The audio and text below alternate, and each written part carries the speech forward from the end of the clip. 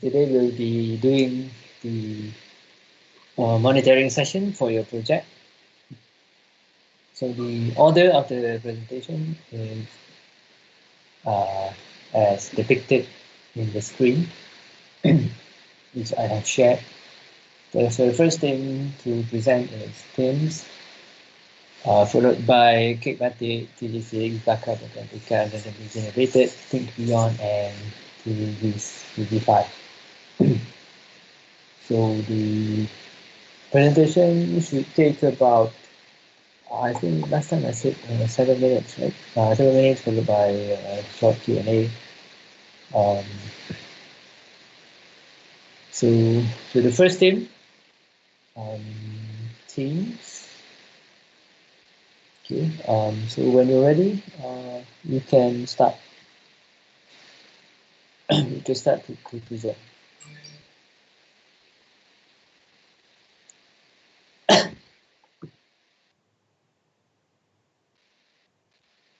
Okay, teams headed by, I believe, Hadi.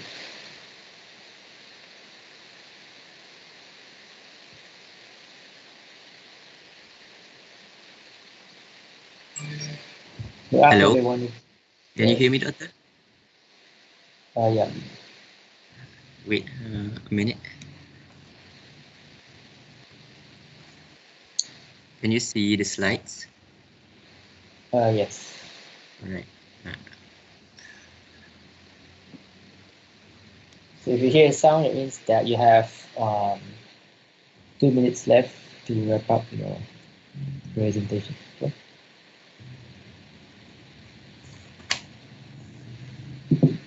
Okay, okay. You can proceed when you're ready.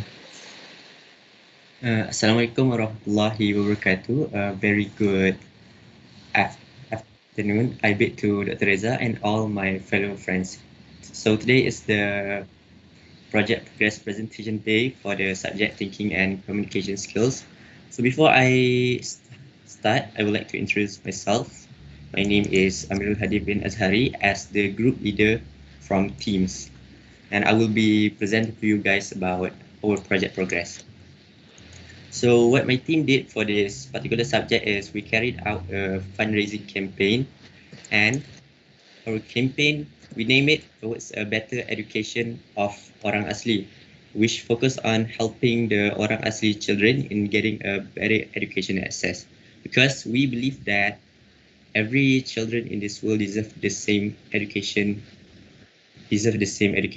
So this campaign started on the 5th of November 2020, and our main goal is to collect 1,000 ringgit.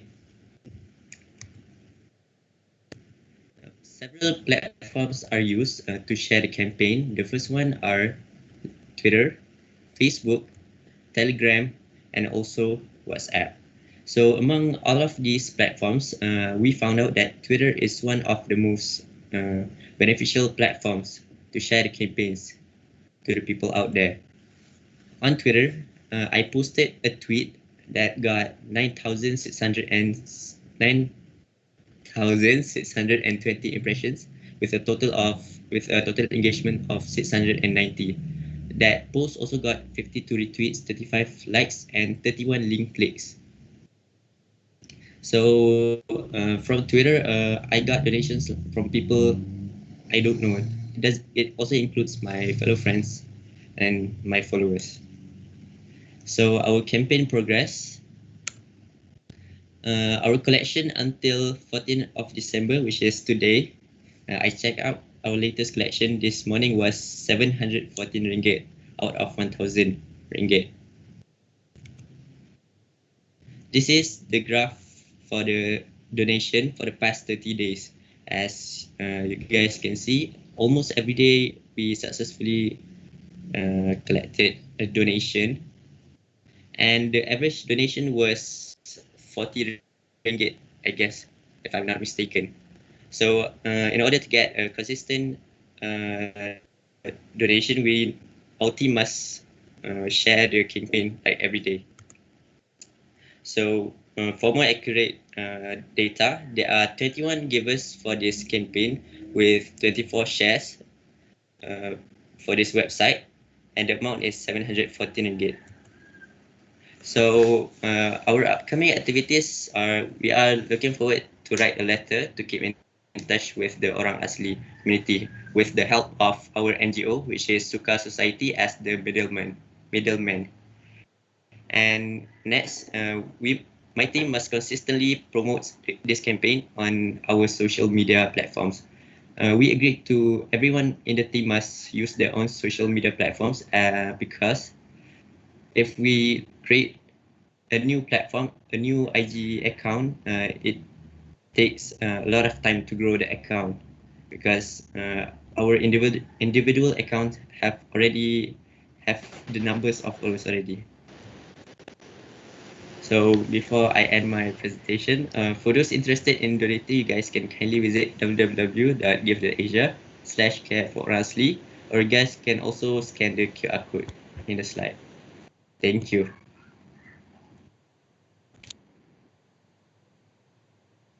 Any questions? Cool.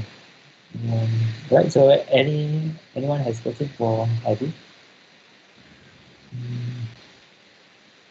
So you will continue to collect donation until so when's the last or when are you going to close According the? to our plan, we will continue to collect the donation until end of week 12, which is a few more weeks ahead. And I hope that we could achieve that target. So you have 21 who have 21 donated givers. through the Yes. platform, right? Is that the only platform that people can donate, or is there any other platform? That is the only platform they can donate, which is through the give.asia website. Okay. So you think you can achieve the objective of 1,000 ringgit by week 12?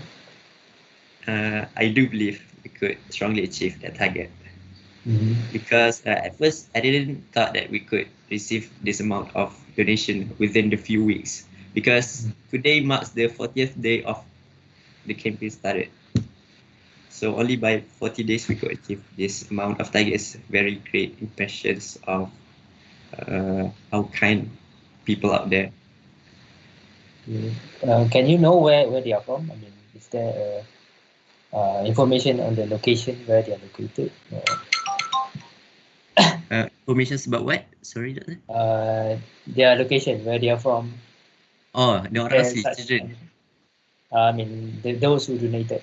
Oh, those. Oh, we couldn't get information about the location of the people donated, but we could know their names. But in this Okay. donation, they choose the option to hide their names, except for me. I could access all the names. Okay. Right. So the money will go to the Orang Asli after your campaign has ended, right? Or Yes, after the campaign has ended. is there a fee for you using the Gift.Asia Uh, service? Luckily, there is no fees using this platform because there is an option when people want to donate, they can choose to give any tips in order to maintain the website. So after this, you mentioned in your presentation you will contact the Yes. Suka Society, So, on the beginning.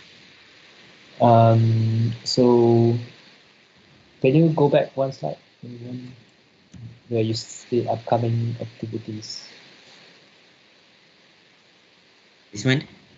Okay. So basically, you just going to keep in touch with the Orang Asli community and then continue promoting the campaign, is it? Yes. We also like want to know like how are they doing there, their how the oral teacher is going there with their education.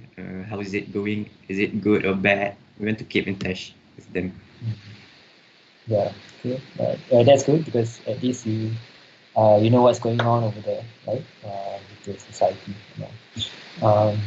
Right. Thank you. Thank you, Adi, for the presentation. Right. Thank you, Doctor. Uh, okay. Next, Kate Batik. Mm, so that I think Mune is the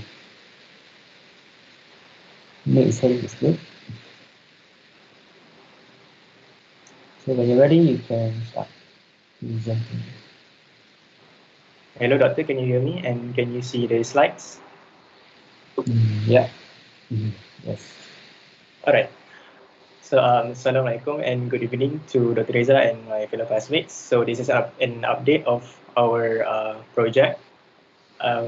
So, I am the representative from Group K Batik and will present to you with an update about our project. Right. So, next. So our NGO that we chose to work with is Yellow House. So Yellow House is an NGO that helps the B40 communities in KL. And we initially planned to do a fundraising um, through online to help the B40 communities. That was our initial plan. But after some discussions with the Yellow House, we found out that doing an online lessons proved to be a more viable option and more impactful because we found out that doing fundraising, especially when it's online, is quite challenging. So the Yellow House uh, suggested to us that we would do online lessons, and we switched to that. So the lesson that we plan to do is we try to provide a basic exposure of social media, Facebook and Canva. Why we chose this? Because we've been said that 90% of the B40 communities own smartphones, and for that reason, when they have smartphones, they actually can use it to promote their businesses or to even start their businesses to uh, to take advantage of to make the most of their smartphones. So we plan to do these kind of lessons, and it will be held in 3 consecutive weekends. So first on December 20, second December 27, and the third one is 3rd January. So all of these will be on Sundays. So our first online lesson will be on this Sunday, and it will be on the 2 next Sundays on next week, right? So next. So the proposed activity is to provide social media workshop to the B40 community. So we plan to do this online workshop in Google Meet, and also of course the NGO Yellow House. So next. So what have we done?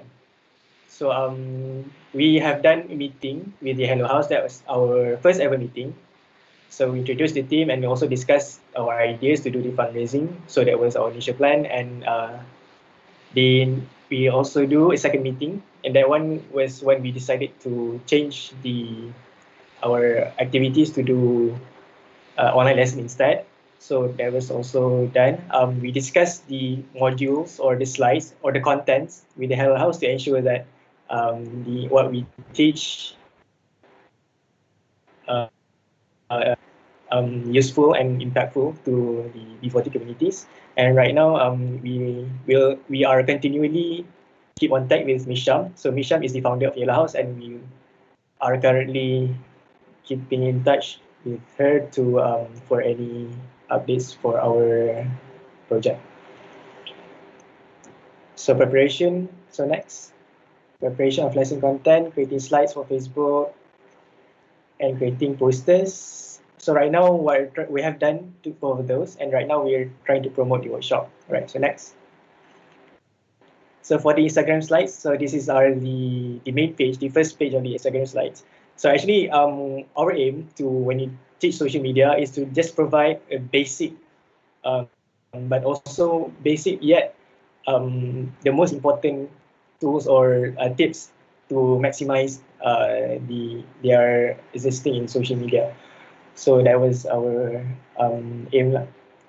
So that's the first slide for the Instagram, and also next we have the Facebook. So those are the Facebook slides, and also next one Canva. So next, the social media, the posters. So this is the poster that we have come up with. So this poster will be posted on Yellow House Instagram and also Facebook to make sure that they will to promote our project. So next, what are we currently doing? Currently, we are finalizing the posters, and yeah, we have just done that. And right now we are trying to promote the workshop. So given that we will start the workshop this Sunday, we'll start promoting it at least by today or tomorrow for the promotion. And also at the same time gathering the participants. So I'll pass the rest of the presentation to Haris. Assalamualaikum and good evening to Doctor and fellow friends. My name is Haris and I will continue the presentation. I will talk about what will we be doing in the future. Next slide. So our remaining activities are most likely the online workshop itself. There will be 3 sessions. All of them are on the weekend. The first class is on this Sunday, 20 December. We already assigned the presenter, each one for the platform. Like Instagram will be presented by Naim, Facebook by me, Haris, and Canva by Munir. Next slide. Now I will talk about the problem we face during this project. Next slide. As Munir mentioned before, our initial activities are fundraising and raising awareness to the university student about the B40. After the discussion with Ms. Sham, we decided to do the online activities. I think that's already solved for now. Next slide. Our collaborator, Ms. Sham, usually conduct a physical class. Unfortunately, our only option was to go online, so we missed the opportunity to have a face-to-face interaction with the participant. Next slide. I think that's all for our update. Thank you. Thank you, Mimi and Haris. So how long will each workshop take? How long will you? So for the workshop, we target for 1 hour. So for 3 of those sessions, Instagram, Facebook, and Canva, we plan to do it 1 hour. Okay, so how many participants are you expecting for each? We are targeting for 20 to 30 people for each session. And the reason why we made 3 different dates is because if the person cannot attend this Sunday, they can attend the next week.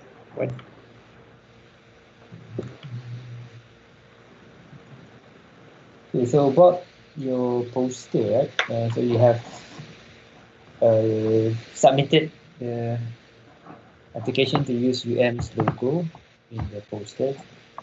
Yes. You're not supposed to use the logo until the corporate comms office has approved your request. To be safe, for the first leg of promotion, you can use the same poster, but remove UM's logo, but replace it with just the name of the university. So to prevent any issues, we can just retain the name, University of Malaya, but I think you need to remove the logo for now. Approval, because I just send it because the dean needs to approve first, and then after the dean has approved the form, then I will need to submit to the corporate comms office. But typically, it will take like 1 or 2 days, but I'm not sure now uh, how long it will take. Most people work from office or work from home, or I'm not sure whether they're working from home or some of their officers work from the office. So maybe for the first week, you can use that approach where you remove the logo and but retain the name university there. Is that possible or? Yeah. Okay. That's it's possible. Okay.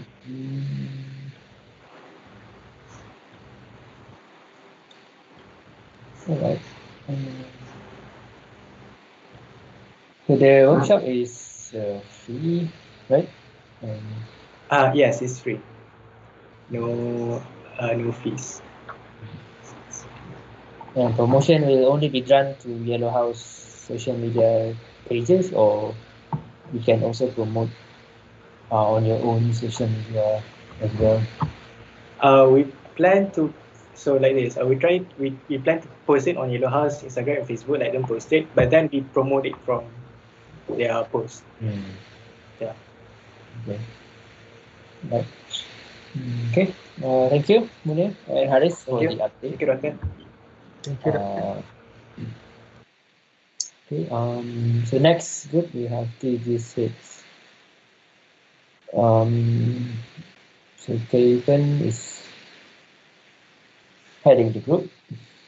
So a representative from TAG6, you can present your update.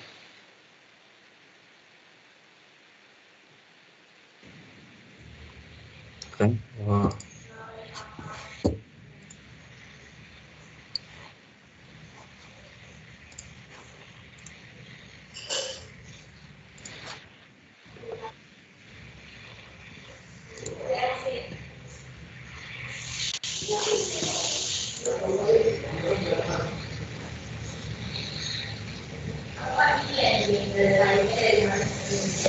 Can you see my screen, Doctor? It's loading. Okay.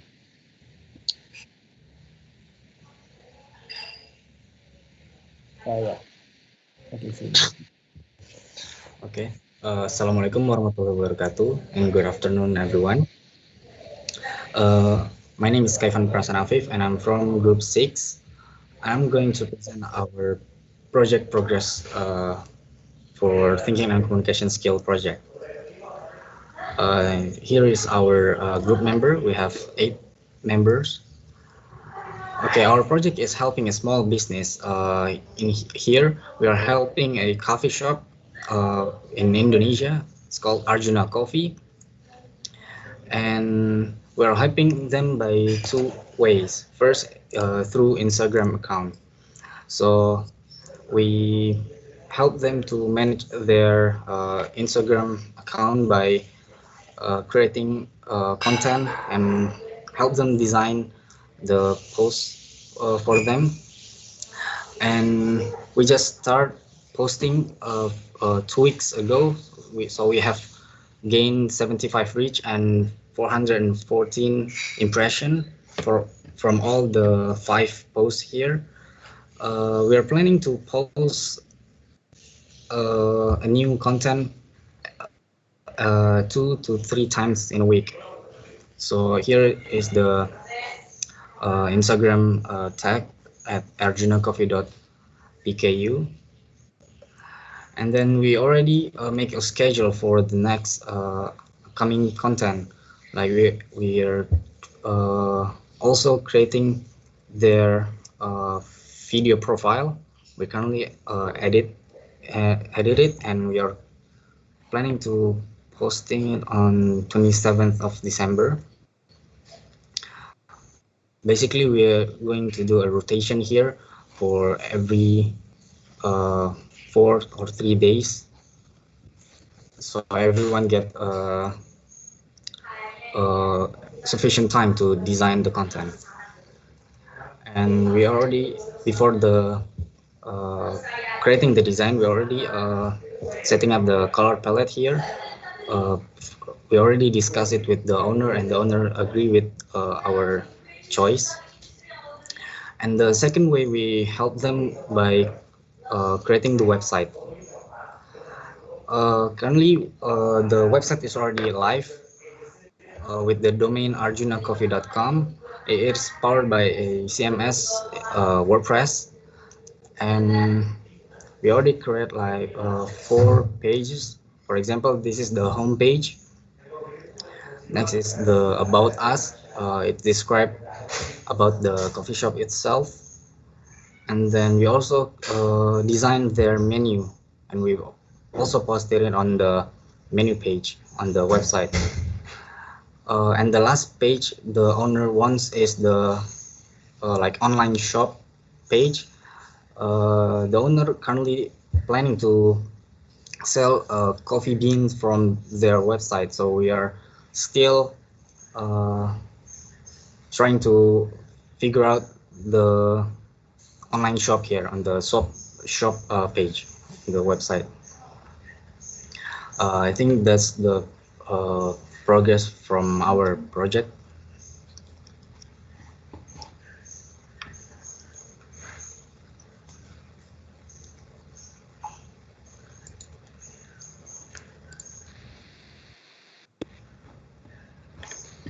Okay, thank you, Kevin.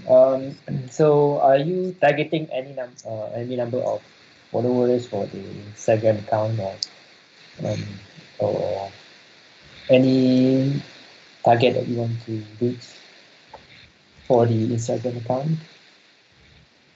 We haven't like set it an exact number, but at least we gain maybe more than 50 followers until end of the project, because the coffee shop is also local. It's only currently open in one city in Indonesia.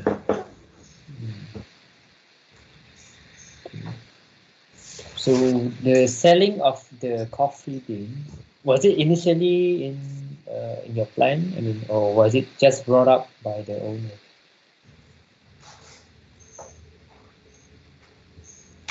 Sorry, doctor. Do you mean the Uh, online? yeah, the online. You said that the owner wants to sell coffee beans online. Yeah. So that particular feature, was that one of the initial plans, or was it just brought up by the owner? It's actually brought up by the owner. He said that it's possible to like add the feature on the website. So we're trying to configure the online page, the page on the website itself. Okay, so regarding the payment, all that, you handle that as well? Uh, we still not sure about the payment, whether is it like connected to the WhatsApp of the owner of the business, or we're installing the payment plugins like the third party payment system. Okay, so that one has not been decided yet. Yeah, we still haven't discussed it with the owner further for the online page. Okay, right. Thank you, Kevin, for the update. Nice website. Okay. Okay. Next, we have bakal dekan.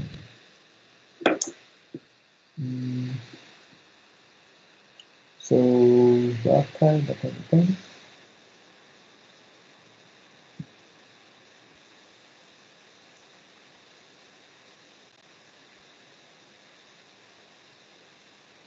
Representative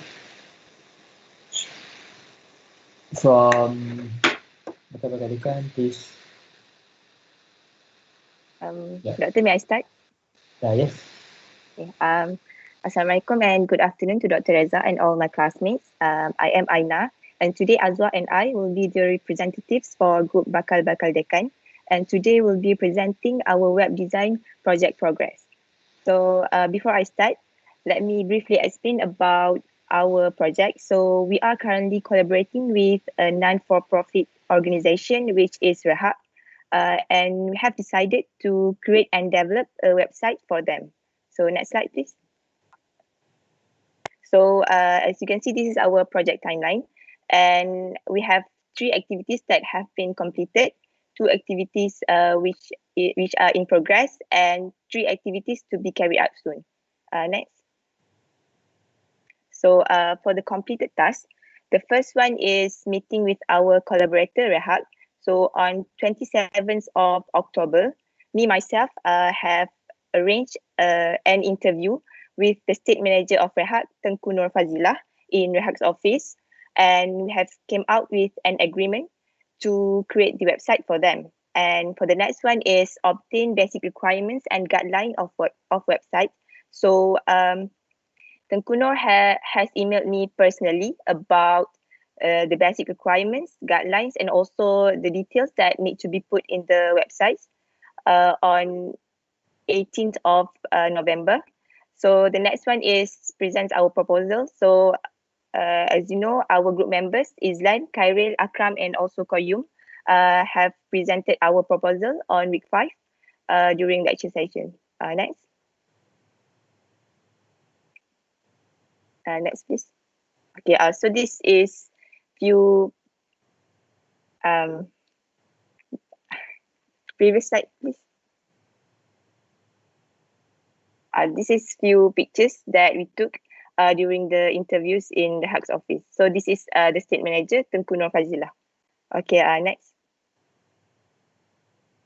So our ongoing task is planning or modeling Rehab's website. So we plan to create 5 sections for this website, and we have assigned 5 members to develop this website. So, and we have distributed the tasks, which one member will be doing 1 section. And for the next one is designing Rehab's website. So we are currently choosing the right theme and also layout for these websites, and our approach is more into formality. And for now, we just finished our main page. I will show it in the next slide. But for the rest of the sections, we're still doing it. Okay, so this is the design that we have created. As you can see, our main color is blue and our base color is white. And we have the Rehab's logo on the top of the page. So I'll pass to Azwa. Thank you. Assalamualaikum and good afternoon, Dr. Reza and my fellow friends. I am Azwa Liana, and I'm going to present our future tasks and issues or problems that we face throughout making the website. Firstly, we're going to follow up with Rehat regarding the website. I now will send that design that has been created by our website designers to the state manager of Rehat through email to confirm whether Rehat accepts our design or not. Next, we're going to continue making the website until it is fully functional and can be used by the public. Lastly, we are going to set up a custom domain for the website, which we will discuss further with Reha. For the domain part, if we use the free version, we can only use the domain name given by Wix. Reha already has its own domain, so we are still discussing with Reha regarding whether Reha wants to use the previous domain or they want to purchase a new domain. Next, for the issues that we face along making the website is, firstly, we still do not finalize with Reha regarding the design of the website. Secondly, our website designers found that it is difficult to use Wixsite as it is their first time making website at Wix. That's all from us. Thank you. Okay, thank you, Aina and Azwa, for the update. So you mentioned that Reha already has its own URL, I mean their own website. So So is the content the same as what you're trying to do, or?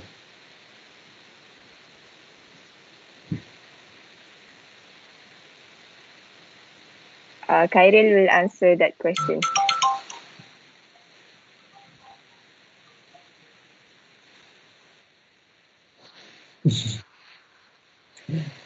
Okay, right. So Rehat already has its own domain, kan? As mentioned by Azwa. So is the content of your website the same as what is available at the moment? Hmm. Okay. Mm. Okay. Mm. So has representative from Reha actually seen the website that you have shown just now? Have you shown the website to them? Not yet. We Mm. are finalizing our design and then we will show it to them first. Then if they approve, we will proceed to finish all the sections that I've mentioned before. So when do you plan to show Reha the website? I think maybe this week I'll be going to Rehat. So maybe I'll show it to her this week or next week. Okay. Right. Thank you, Aina, as well, and Kai for the update. Okay. Thank you very much. Mm. Okay, next we have randomly generated group. Okay, so a representative, um, you can present an update to us. Can you see the slide now, Doctor? Yes. Okay. So may I start? Yeah, please. Okay. So Assalamualaikum and a very good afternoon to Dr. Reza and to everyone. So today I'm going to present the update on our project, which is an online webinar. So today what I'm going to present is the project description, the Gantt chart, and then a completed task, and then a little bit of the task report, and then problems encountered and solution taken. Also, what the tasks that we are still pending. Okay, so this is the project description. So our project is a webinar, an online 2-day webinar, which we focus on basic knowledge for computer science, teaching Google collaborative tools, and also teaching the basics of presentation skills. So we collaborated with Pusat Tuition Bimbingan Jaya, in which case that they will provide us with the participants, which were a minimum target of 20 participants and was executed during on 29 November and 6 December, which is on Sundays. And then this is our Gantt chart. So all of our projects tasks follows this Gantt chart, and currently we have completed 2 phases, which are the preparation phase. We have made a registration form, distributed it to the Pusat Tuition Bimbingan Jaya, and then we also designed posters to go together with the registration forms, and then assessment forms to measure our objectives, feedback forms, modules, surveys. Also surveyed and choose a platform for the webinar, and also to communicate with the participants. And then we also have completed the webinar phase, which was done on 29 November and 6 December, which includes the trial runs that followed them. And these are a little bit of the task report. So along the way, along the tasks done during the program, we have encountered some problems, which included a minor Google Meet hosting difficulty, a low participant count, and then a communication difficulty. So the things that happened was for the Google Meet, what happened was one of the members who tried to host the not really host, they tried to present their modules, and they couldn't play the videos that was in the modules smoothly. So what we had to do was we have another member that has a better internet to present that videos and also that modules. So it becomes a two-man presentation for that one session. And then we also identified this problem during the trial run, so we were able to avoid this problem from happening during the webinar. And then the second problem was we had a low count of participants. So what we did was we collaborated with the collaborator. We asked them for help, and we told them to rigorously increase the promotion so that we have a better participant count. And ultimately, we have more than 20. We have around 24 or 25 participants at the end of the program. And then for the last part, for the last problem, that was communication difficulty. For your information, that most of our participants are Chinese. Actually, all of them are Chinese, and most of them are have low proficiency of English. So the problem was we cannot properly communicate with them. So instead of having uh, direct communication between uh, from us to the participants, what we did was we delegate the communication responsibility to our Chinese members who were Jiamun, Chen Yi, and Elaine, to communicate with them while we provide them the information that they need to relay. And then the pending task for this project is because we are closing in to the end of the projects. We have done most of the critical tasks, which includes the preparation and the D-Day itself. So right now, the pending task that we are the upcoming task that we will do is the post-mortem and everything else that needs to be done to for the project closure, which includes online collaborator evaluation, online peer evaluation, report preparation, and report submission.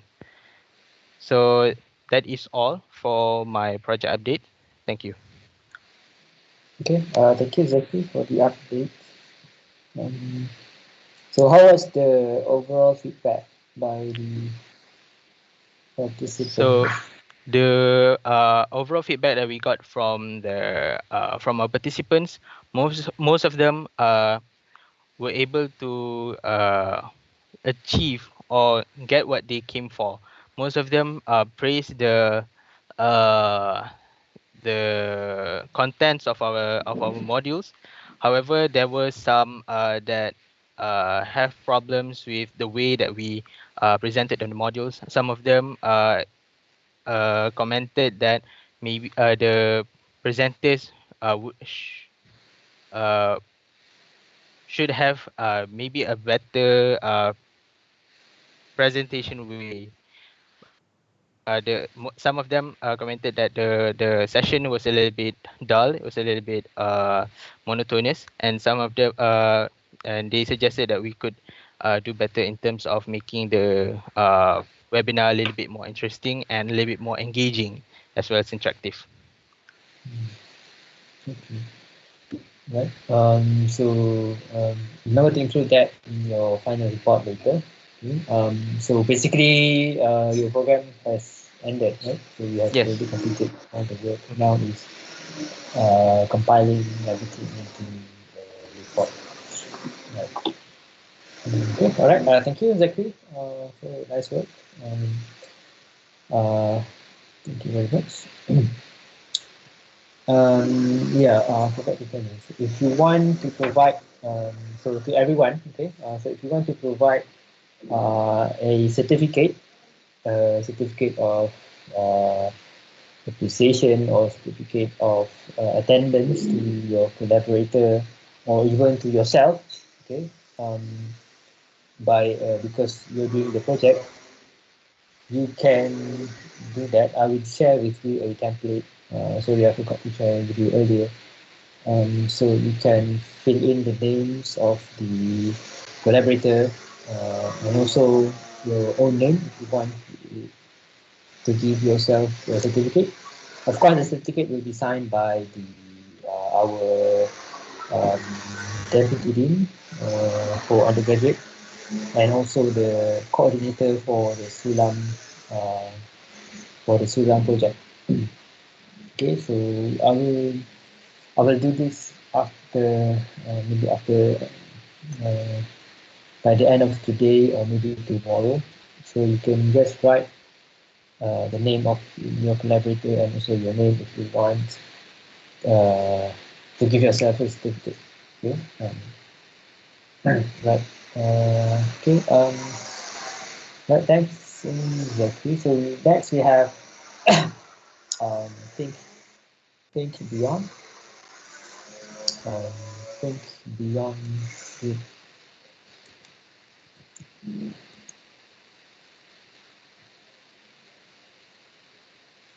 So Jack is leading this group.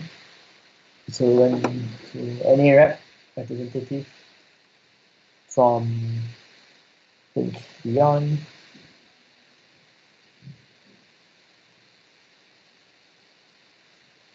please provide us with an update.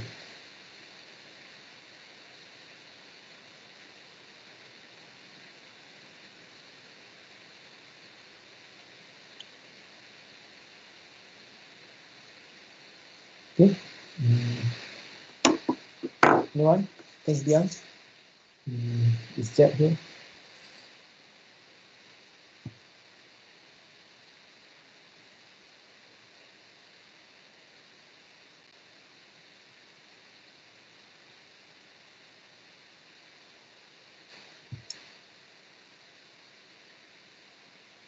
Or that someone from? If not, we're gonna go to TG5. So Hello, maybe. doctor. Can you see my screen? Yeah. Okay. Okay. Okay. Today we will our team we will present the progress of our project. Okay.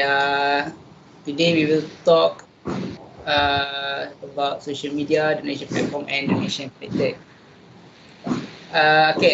For social media, we have create Instagram and Facebook. So in Instagram we have until now we have post six no six seven eight posts. This slide was made to okay. In Instagram we have 84 followers and 133 following. Okay. This is example for our poster. Okay. In Facebook we also have the same like Instagram. We just post the same poster, the same caption. And also in WhatsApp. In WhatsApp we also post the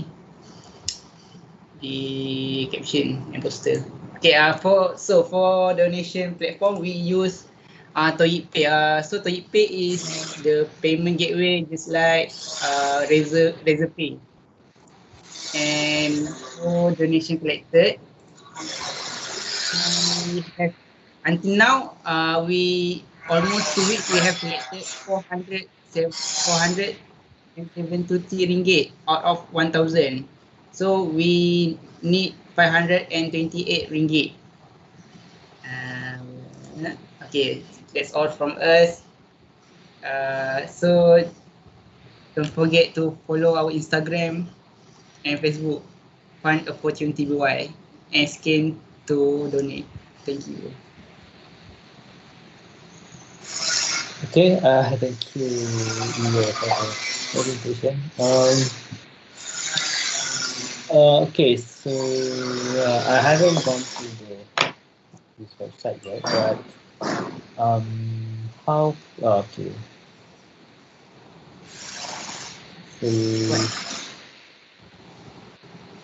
So when we go to this IG page. So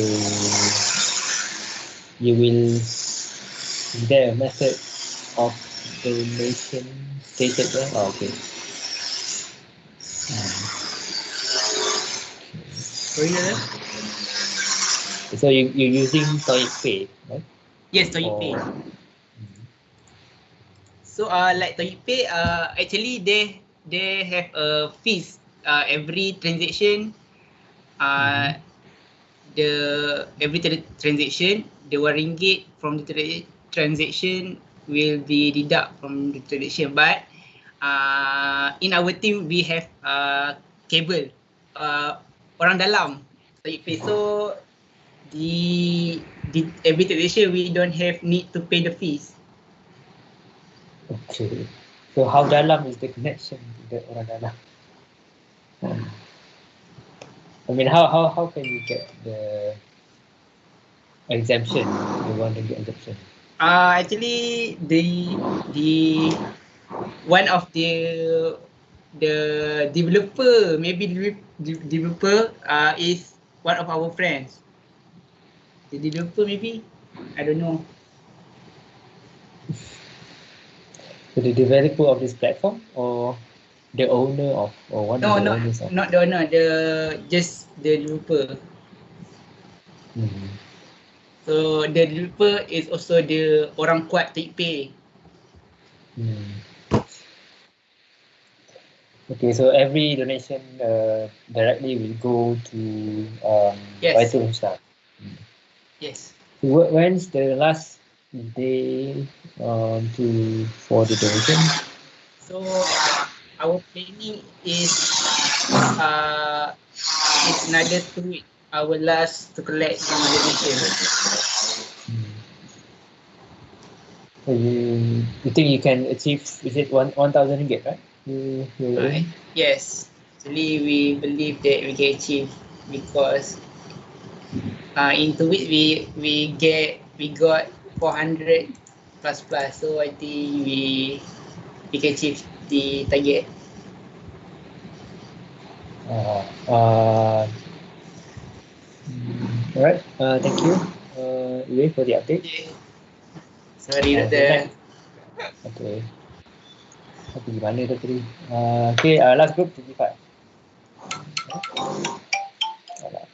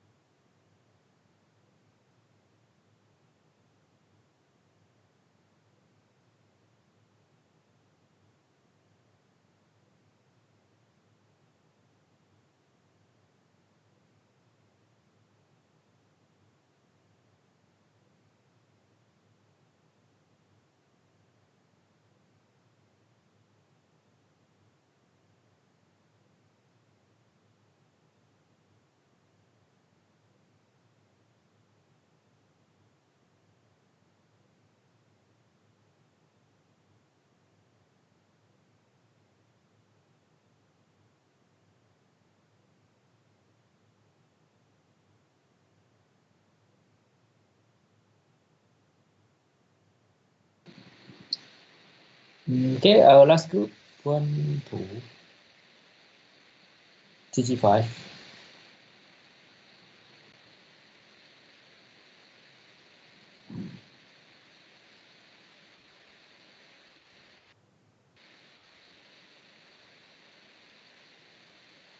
Dr. can present. I can hear you, but Oh, you need to share the screen.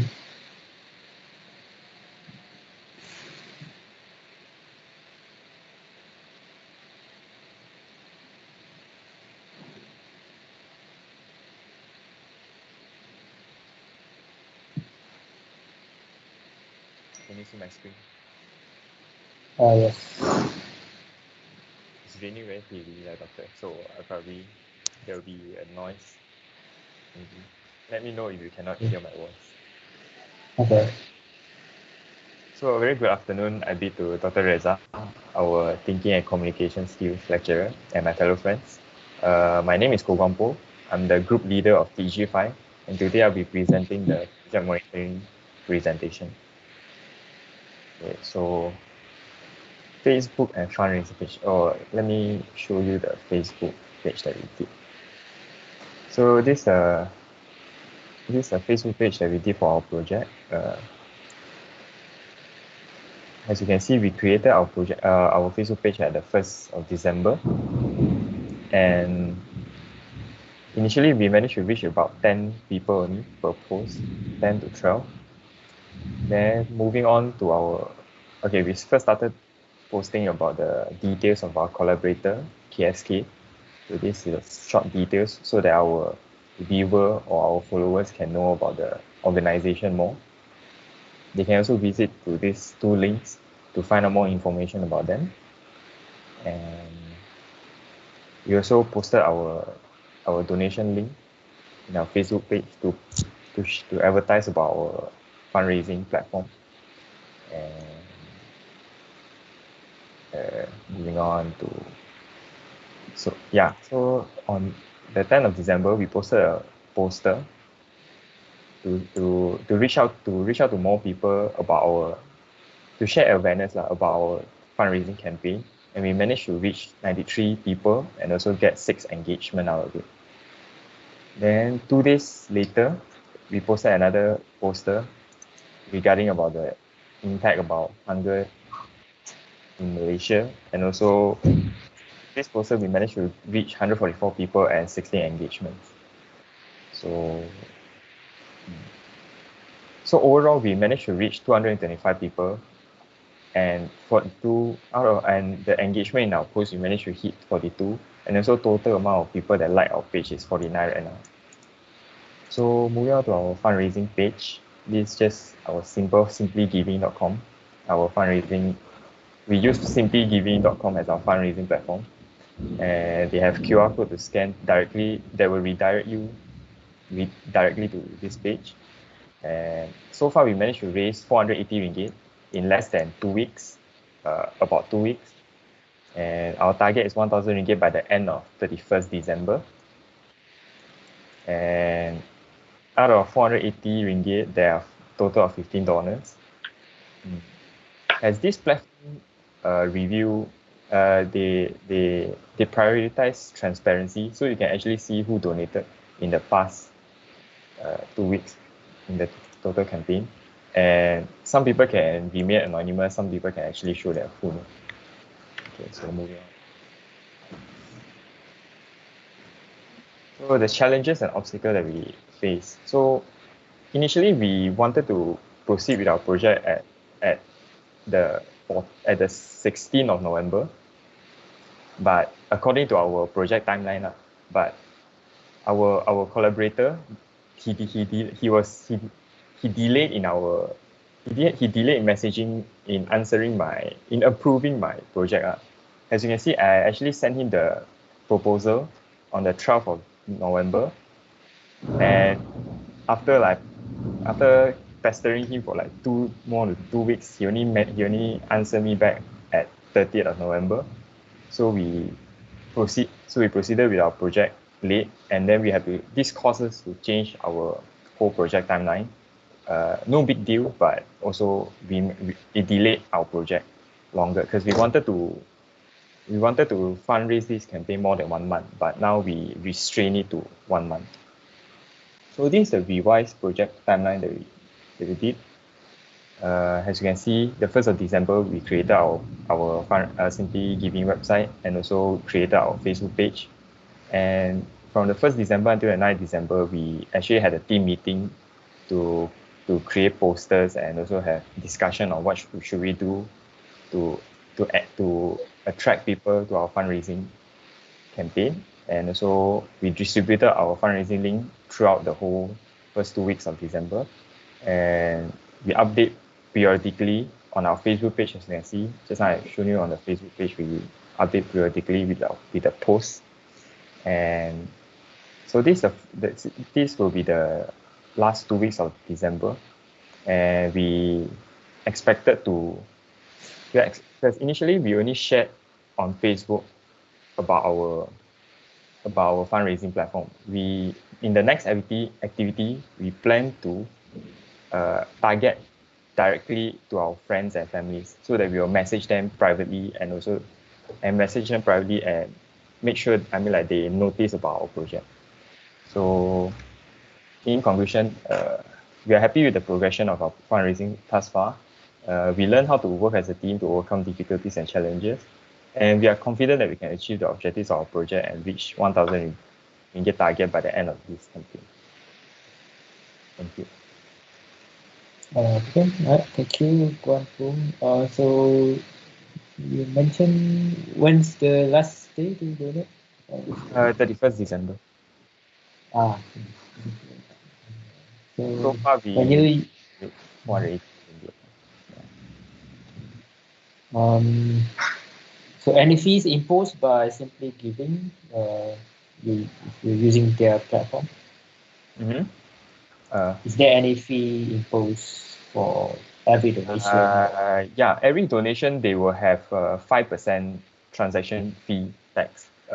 Apparently, I have surveyed all the fundraising platform available, and I believe 5%. This platform is charge the lowest really, 5%, because mainly the 5% that they charge is incurred because they have to use the Visa and Mastercard payment, those online debit and Visa card payment, which charge about 3 to 4% per transaction. So, and also they have to charge a bit to run their website and run their domain online. So yeah, that is how they charge 5%. Okay. And you're confident to reach 1,000 by end of the year? Yeah, I'm pretty confident. Okay. So for the Facebook page, are you targeting any number of reach or likes or anything like that?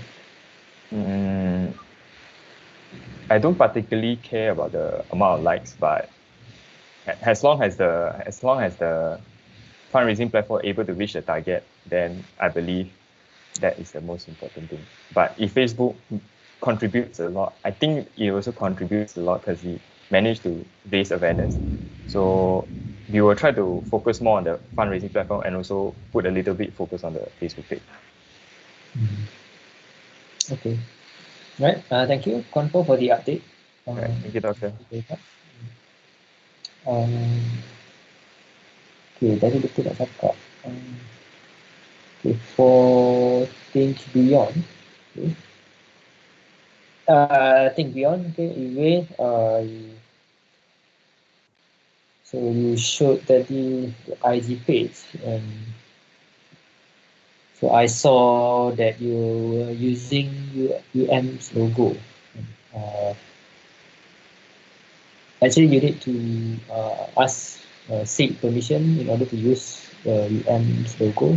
Okay, I'm not sure whether you have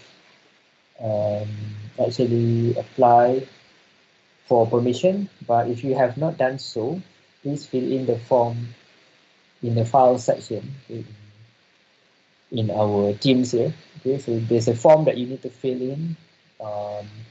Tak apa lah yang dah lepas tu, it's okay, tapi since you still have time, okay, a few more weeks to go, so it's better if you have permission to use the logo. So just fill in the form and just submit back to me. Okay,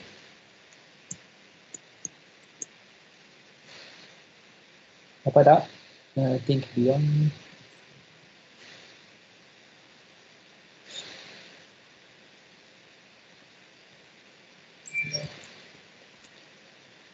Alright. Okay. Alright. So thank you, everyone. I think everyone has presented their update. Thank you very much. So next we will continue with our individual presentation.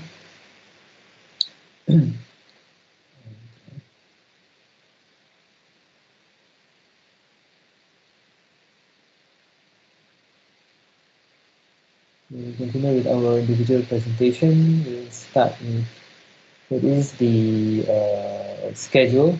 Okay.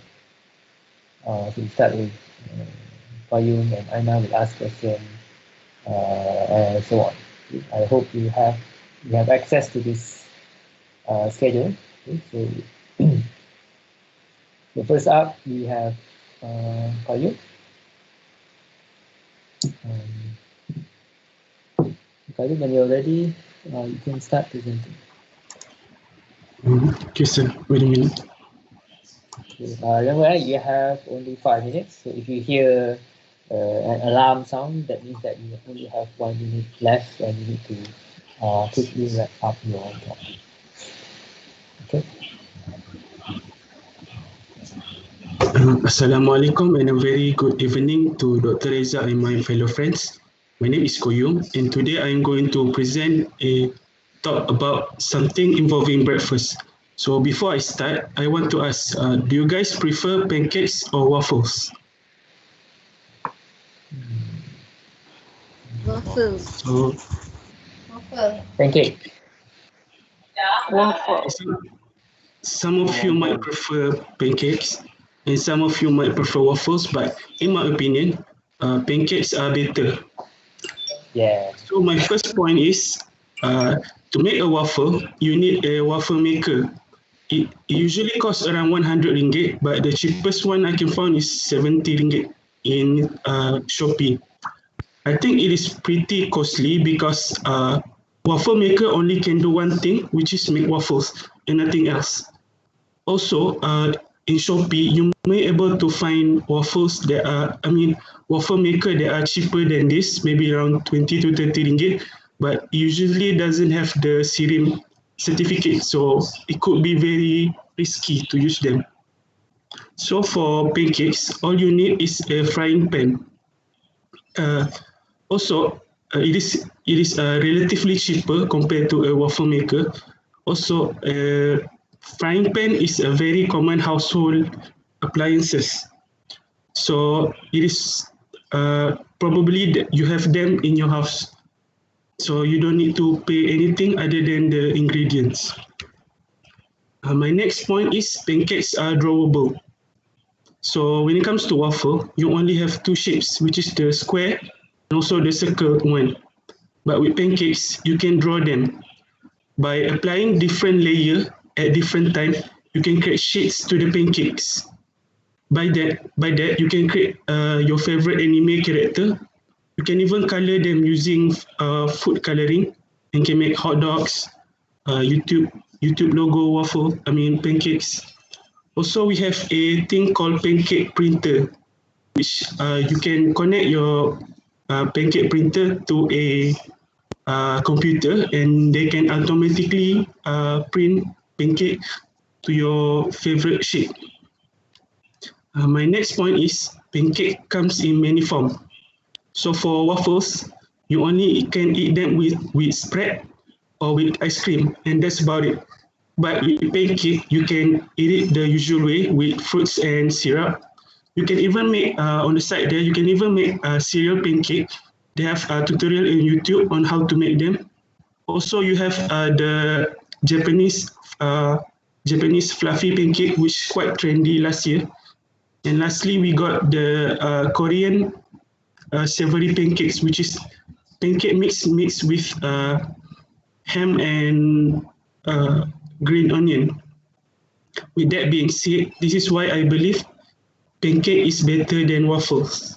Thank you. Any question?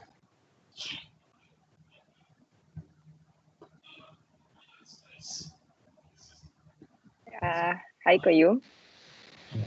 So, my first question is, since you choose pancake, right? Do you always take pancake for breakfast instead of maybe nasi lemak or other than that? And the second question is, you say that about the tools, waffle will be more costly, right? But in terms of ingredient, which one will be more costly? So that's all for me. Okay, thank you, Aina. That's a very good question. So for the cost question, I usually eat what my mother's make in the morning. So if she make waffle, then I eat waffle. I have no choice. For the second question, what is the second question again? The ingredients. Which one is more costly? Ingredients. I think pancake and waffles are made of the same basic ingredients, which is flour and eggs. I think they are pretty similar and not very different in cost. Does that answer your question? Yes. Okay, thank you. Thank you. Thank you. Kayo, I have one question. Have you tried making your own pancake or drawing your pancake? I made pancake before, but I never draw because I'm too lazy. Okay, but you can if you want, is it? I think I can, but I never tried before. Okay, right. Okay, thank you, Kayum, for the nice talk about waffles Thank you. Versus pancake. Okay, next we have Amir Yusuf. Hello, doctor. Give me a second. Okay.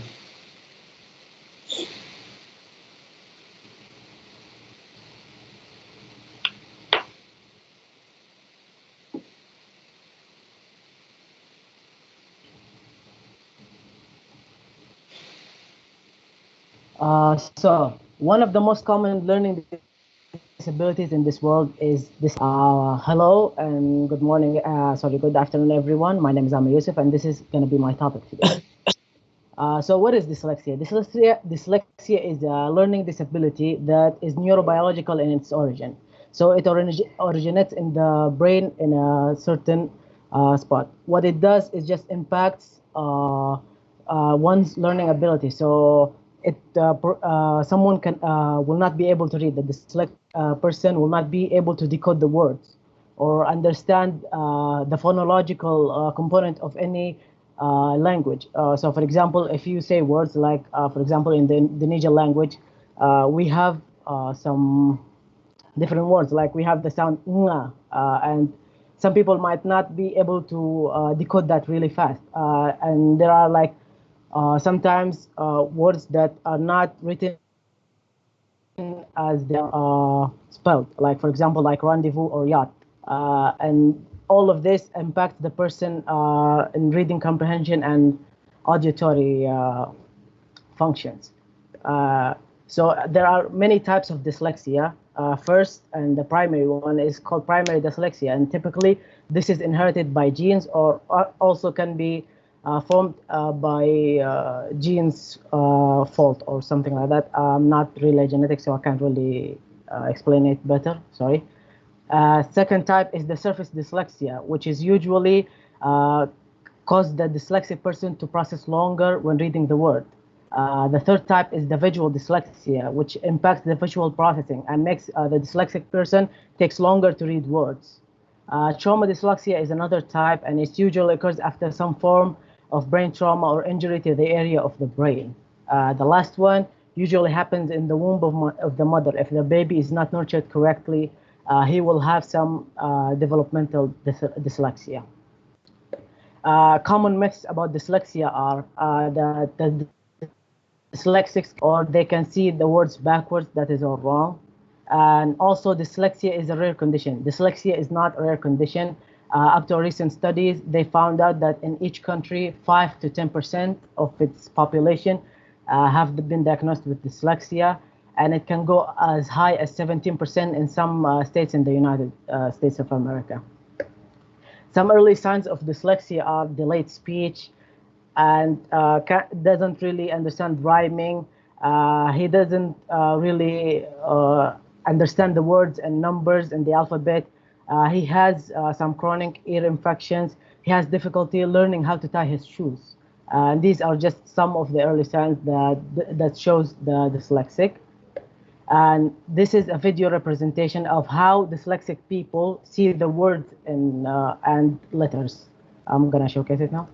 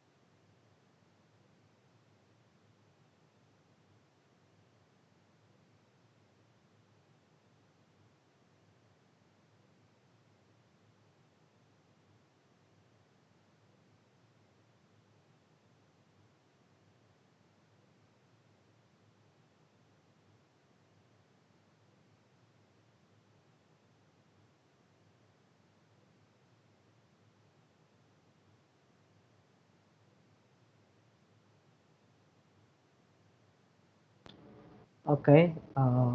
So does anyone have any questions?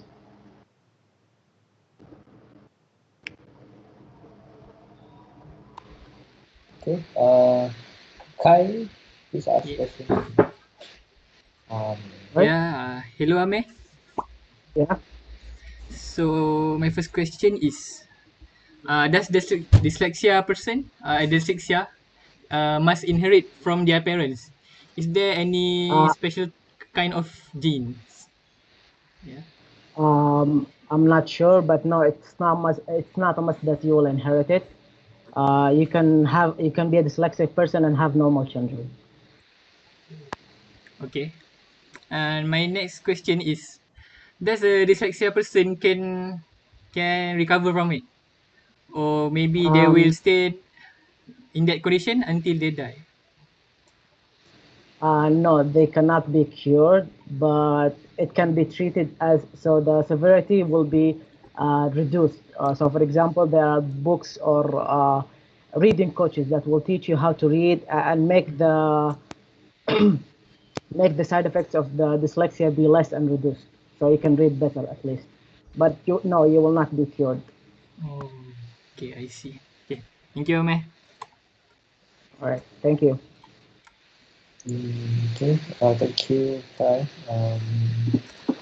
Okay. Sorry that for Koyun. Please give a call to Koyun now. He's in the same link. Okay. Amir. Yes. Okay. Do you know anyone who has dyslexia? No, I do not. Okay. Do you know how young can people be affected by it, or is it always started from young, or can an older person actually get it later in life? Usually, it starts from a young age since you are born. But as I explained, one of the types of dyslexia is the trauma one. If you get hit in the head in an accident or some kind of trauma in your brain, then yes, you can get dyslexia later in life. Okay. Right. Thank you, Amir, for the talk about Thank you. dyslexia. Okay. Please fill in for Qayyum first. Okay. For Qayyum first. Um, I will open for Amir in a moment. Okay. Please fill in the score for Qayyum. Sorry about that.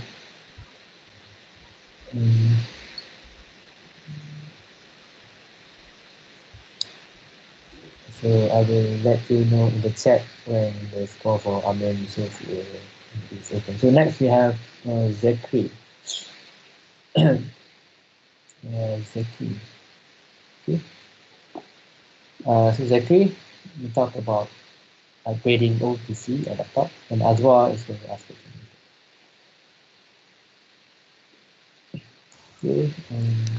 Okay. Okay. May I start? Yes. Okay. So Assalamualaikum and a very good afternoon to the Teresa and to everyone today. So I'm going to teach you a little bit about how to upgrade your PC, your old laptop or PC. So before that, I want to ask you: have you ever experienced a loading delay in your programs? Maybe it loads very slow, or maybe you're just trying to play a game that, but you can barely achieve a 10 frame rate per second, even at a low uh, graphic settings. Or maybe, perhaps you wanted to try and play Cyberpunk 2077. That's just coming out.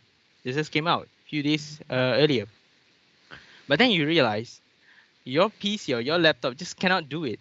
It just won't. It just won't run. Or even if it runs, you're not going to play it. It's running at a 105 frame rate per second, even at low settings. But no problem, because you thought, I'll just upgrade my RAM. I'll just upgrade my RAM to maybe from 2 GB to 16 GB at a DDR4.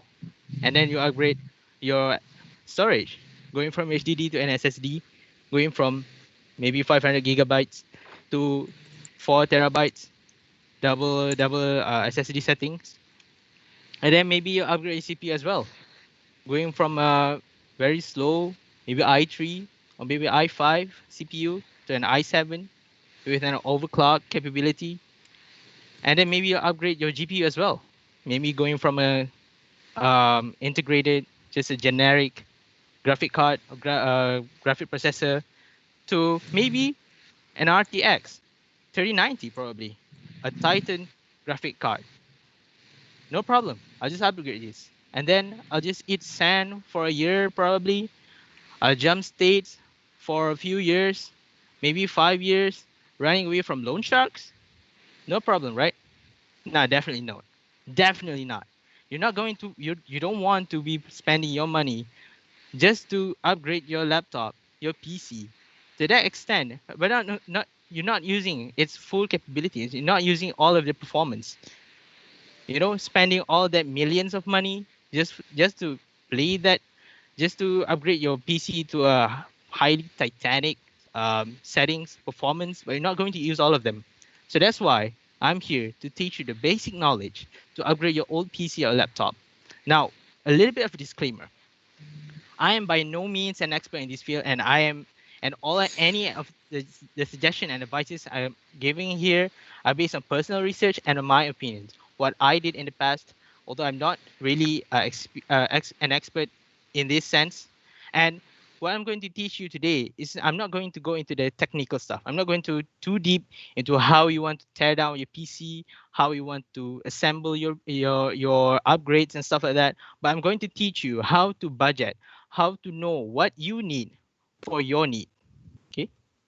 So what I'm going to teach you today is 3 stages in this upgrade process, which is planning, preparing, and then lastly, upgrade. You just need to give your machine a makeover. So the first part is planning. You need to understand what your needs is.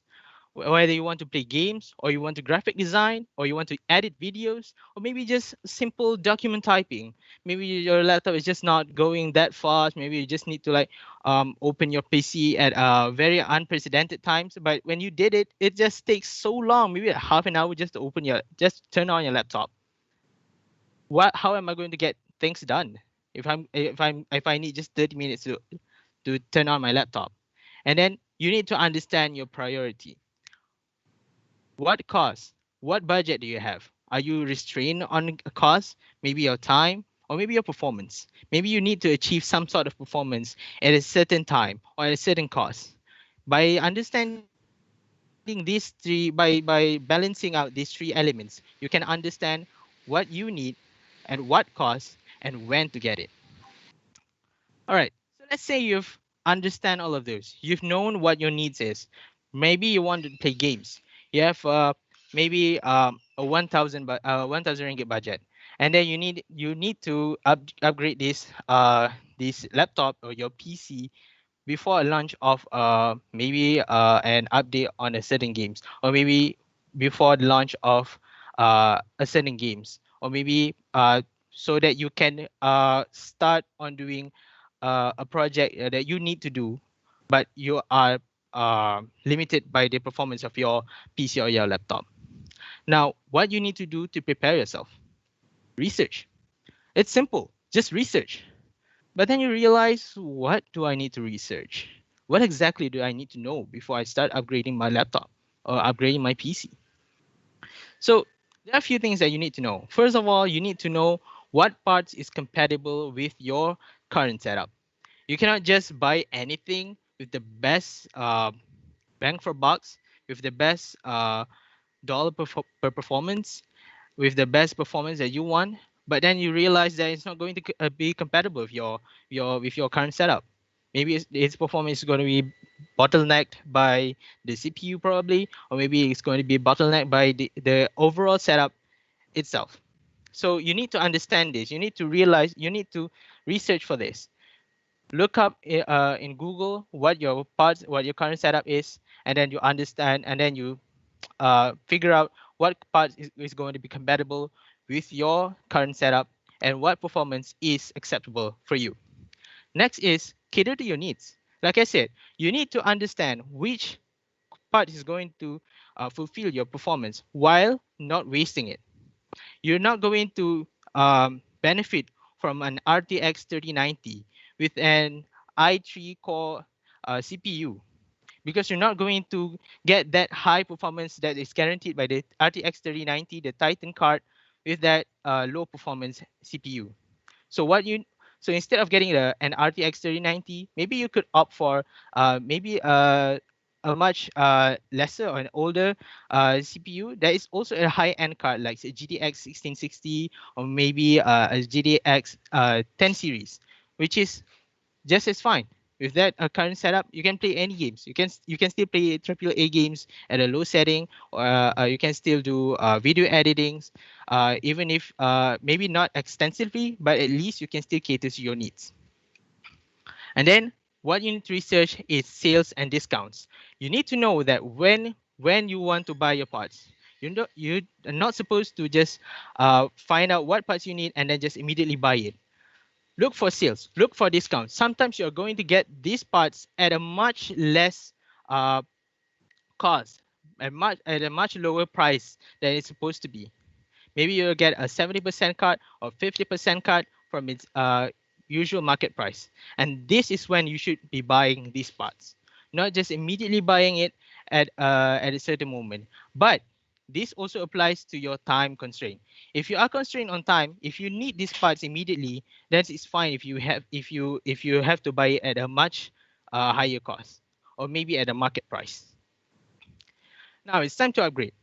But now you have to wonder, should I do it on my own or should I send my machine to a computer shop? Okay, now this comes to your own preferences.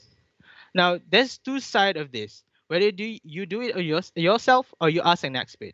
Now there's merits to each one to either side of this. If you do it yourself, you can try out something new and learn new skills.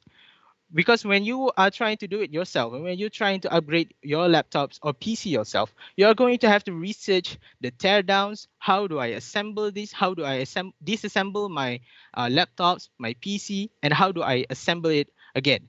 For PC, it's a little bit more. For PC, it's a little bit easier because there's not much thing that you have to unscrew. Sometimes CPU, even if it is pre-built.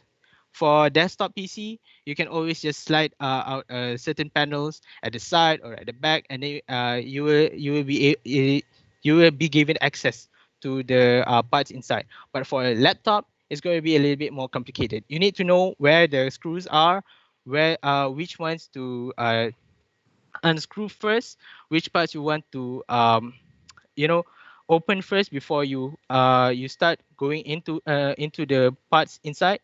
Otherwise, you're just going to break your laptop altogether. But if you were to do it yourself, you are going to know how it works, how the experts do this. And then it also gives you a sense of satisfaction because you've never tried this yourself. But when you do it and it succeeds, you're going to feel so satisfied with yourself that you feel like, I want to do this again. I want to do this in the future. Okay. But what if I ask an expert? Well, if you ask an expert, the merit that you have here is that it is less likely that you are going to void your warranty. Now, the one thing that you need to understand that when you buy a laptop or you buy a PC, it's going to come with a warranty. So if you have a new laptop and you just want to upgrade the SSD, maybe it's 256 gigabyte, but you realize that, oh, it's not going to cater for my AAA games that is going at that uses maybe 20 gigabytes, and then some other programs is not going to fit in that SSD. So if your computer still have that warranty, it is as advisable for you to send it to an expert. Buy all the parts, get all the parts, and then you send it to an expert to do it for you. So this way, you will able to avoid from having your warranty to be voided, and this also caters for an immediate solution because you are not going to waste your time figuring out how to disassemble your computer, how to tear down your computer, and to assemble it again. So if you ask an expert, you can get the result immediately. Just send your parts, just send your laptop or your desktop CPU, and you can get it after they can do it for you, and you can get it after a certain set of time. So ultimately, when you are upgrading your laptops or PC, you don't have to splurge. You just have to do your research. You just have to know what you need. You just have to look for the parts that is causing that problem. You are not going to upgrade your RAM just because you want a faster laptop. No, you only upgrade your RAM when you know that RAM is causing the programs or the games to run at a much slower pace. For example, if you have a 4 GB RAM to play games, usually that is sufficient. If you are playing an esports game, or you are playing like an ED game, or maybe a triple A games at a low graphics settings, that is going to be sufficient for you. It's going to give you at least a decent amount of frame rate per seconds, and you're not going to need a RAM upgrade. But if you figure out that your GPU is just not it's just not going to be enough to run video editing, and it's just the programs is just keep crashing just because of your setup, then that is a prime time for you to start upgrading your machine, your setups. Now, before I end my presentation, I want to share with you some of the links that I use, some of the websites that I use, and YouTube channels that I use as a reference when I upgrade my some of my machines. So one of the links that is quite interesting is the SSD spreadsheet, because from this spreadsheet is usually how I figure out what SSD is going to work for me, and what SSDs are available on global market but not on Malaysian markets. Because sometimes the SSDs on the spreadsheet, it's available, but you cannot find it in Malaysian market. So sometimes you have to look for other alternatives in order to cater for your needs. So with that said, I have reached my end of my presentation, and thank you for your attention. As well. Okay. Hi, Zachary. My first question is, have you ever upgraded your own PC or laptop by yourself? My second question is, you want to answer first or Yeah, listen sure, to the sure. next You go on question? first. What is the next question? Okay. Second question. My second question is, what should I upgrade on my PC or laptop first if I want my PC to work faster for video editing? Okay. All right. So for the first question, yes, I have upgraded two laptops of mine. Both of them are SSD upgrades because both of them already have good specifications. One of them is the laptop that I'm currently using. I upgraded the SSD from a 256 gigabyte SSD, a budget NVMe SSD, to a not really a consumer, not really a high grade, high end, but quite fast, and a bigger storage at a 1 terabyte. So currently I'm running a 2 terabytes setup.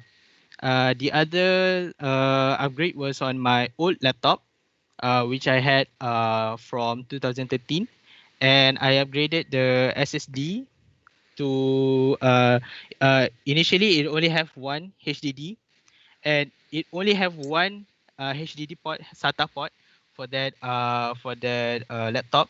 So what I did was I removed the uh, DVD player and replaced it with another SATA SSD. So currently it's running at a 1 terabyte settings, one HDD and one SSD. And I also installed the startup program on the SSD. So currently it's running at you would not notice aside from its physical uh, s- uh, aside from its physical status, you would not notice any difference of its running performance to a modern, more new laptop. And then for the second question regarding your upgrade, so it comes to your needs. So let's say you want to upgrade because you want to uh, edit your videos, right?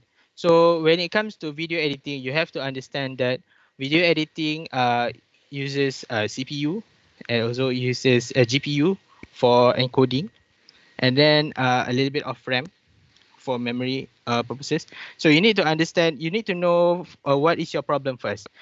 Do your setup currently do your setup currently have a good CPU, or do your setup currently have a good GPU to cater for that need? Or maybe it has a low gigabyte RAM, or maybe SSD is not going to help you much in this case. Only it only helps for loading files because it involves read and write speeds.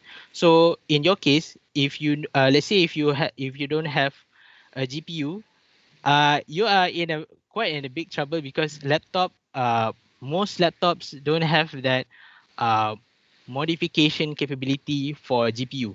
However, if you do have a GPU and your CPU have a decent performance, so and your problem stems from RAM, you can opt for at least 8 gigabyte RAM for your machine.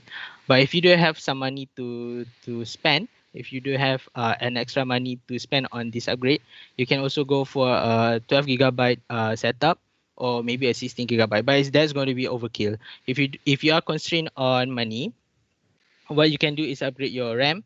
And if you are using PC, then maybe add a GPU. Probably something like 1050 or 1060 is going to be enough.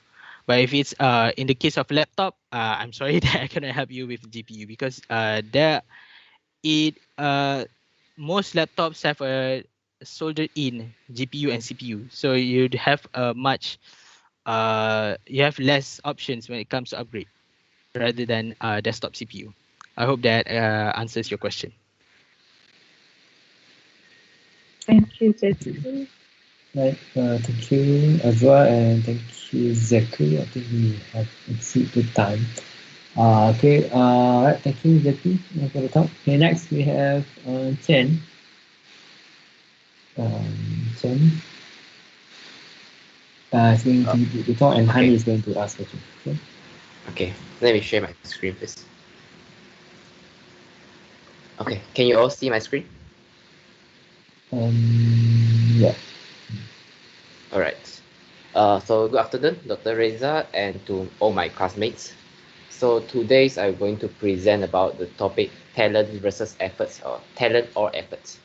So before I start, I want to mention that this will be my subjective personal views.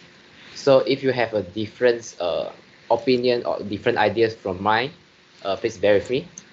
You can just treat my ideas as some external views that you can use to think about this from other perspective. And after you have think and you still disagree with me, then it's okay, it's all fine. Okay, so let's start. So very first, these are the definitions for talents and efforts, and I'm not going to read this. So talents is something that, to be easy understood, is something that you can do. You can do some work very skillful without paying much effort. But on the other hand, effort is something that you need to pay your hard work to achieve certain goals. So people might ask that. I think most people do ask this: is it talents matters or effort matters?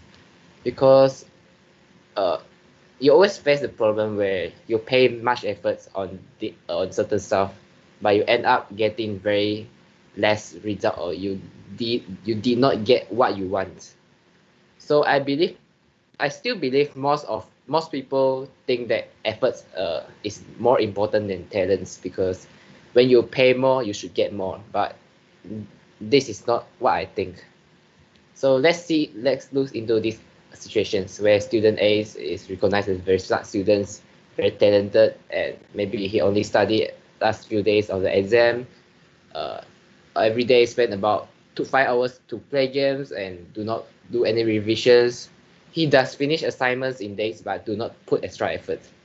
But when you look into student B, you can see that he is only has very normal performance in academic, but he does revision every day, write notes for every subject.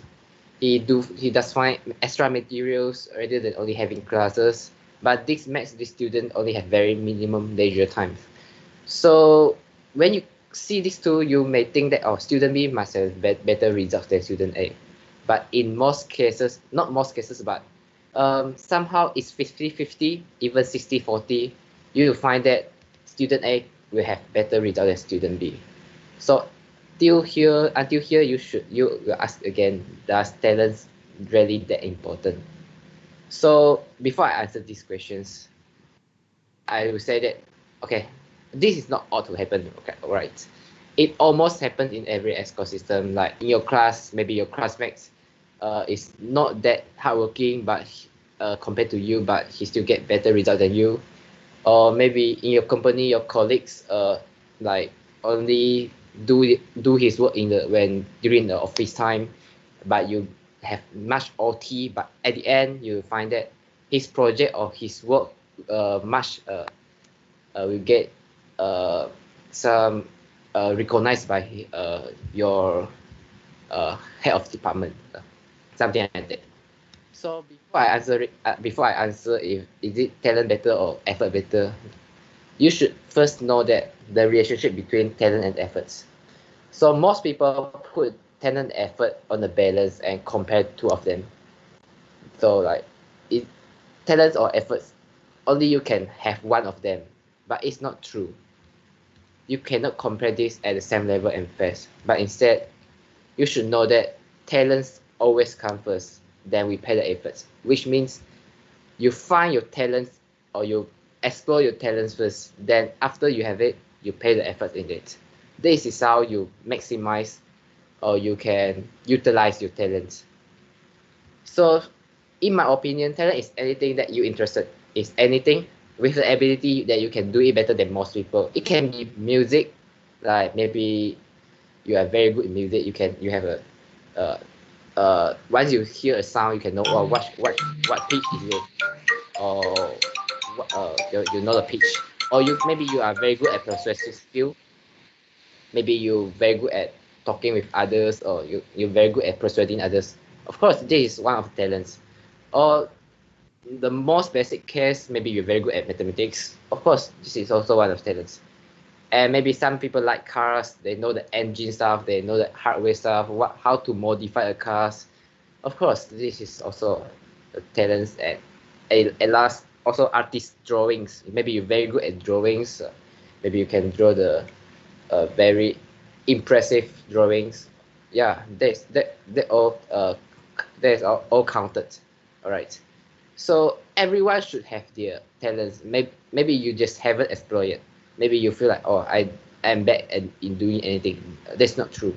Just that you haven't explored and find the place that you can show your powers or show your skills. So for everyone, I would say that you have to find what are you actually interested in, and you can do it very pay much time and efforts in it, and you can do it much better than others.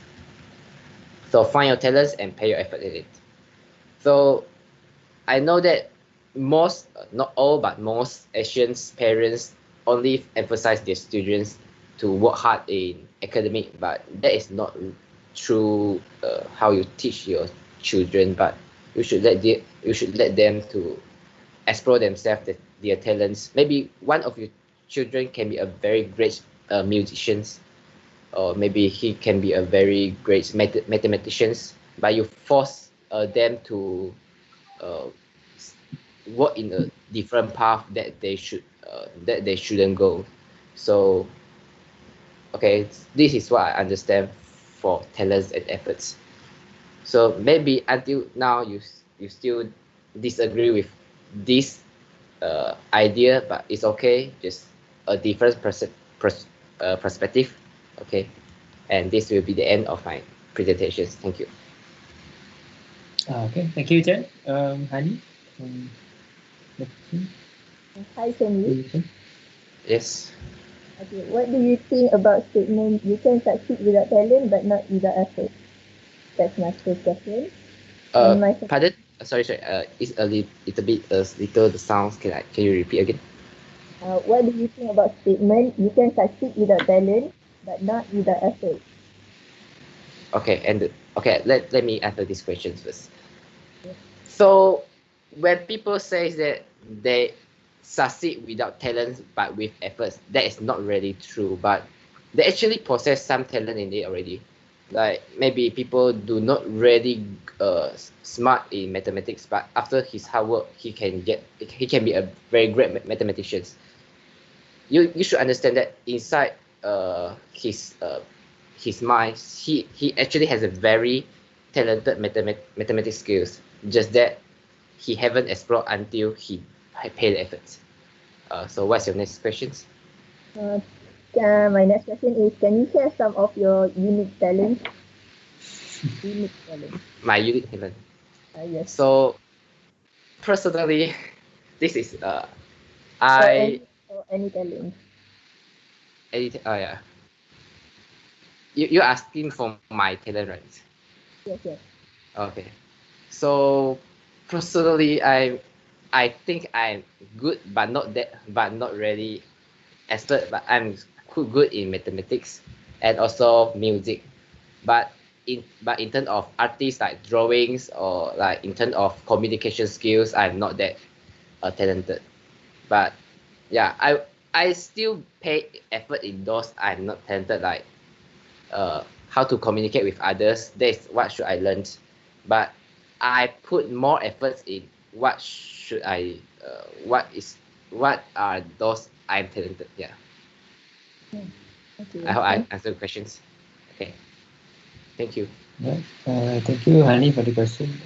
So Jen, just one question. How do we know that we are actually talented in something? Because you said that we can be talented in something when we put effort on it, right? Yeah. So before you know your talents, you should know what you are interested in. So let's say you are very interested in drawing, so go with it. Maybe in some way you're proceeding with your hobby. Maybe you can find that you have talents or not in it. So yeah, I think that is how you explore your talents. First, you have to be interested in something or you have a hobby in something, and you explore if you have talent in it. I hope I answered the questions. Okay. Right. Thank you, Chen and Hani. Thank you. Okay. So next we have Shikin. So Shikin is going to talk about 4 types of introvert, and Yeah. Lukmano is going to ask the question. Okay. So you have 5 minutes for the talk.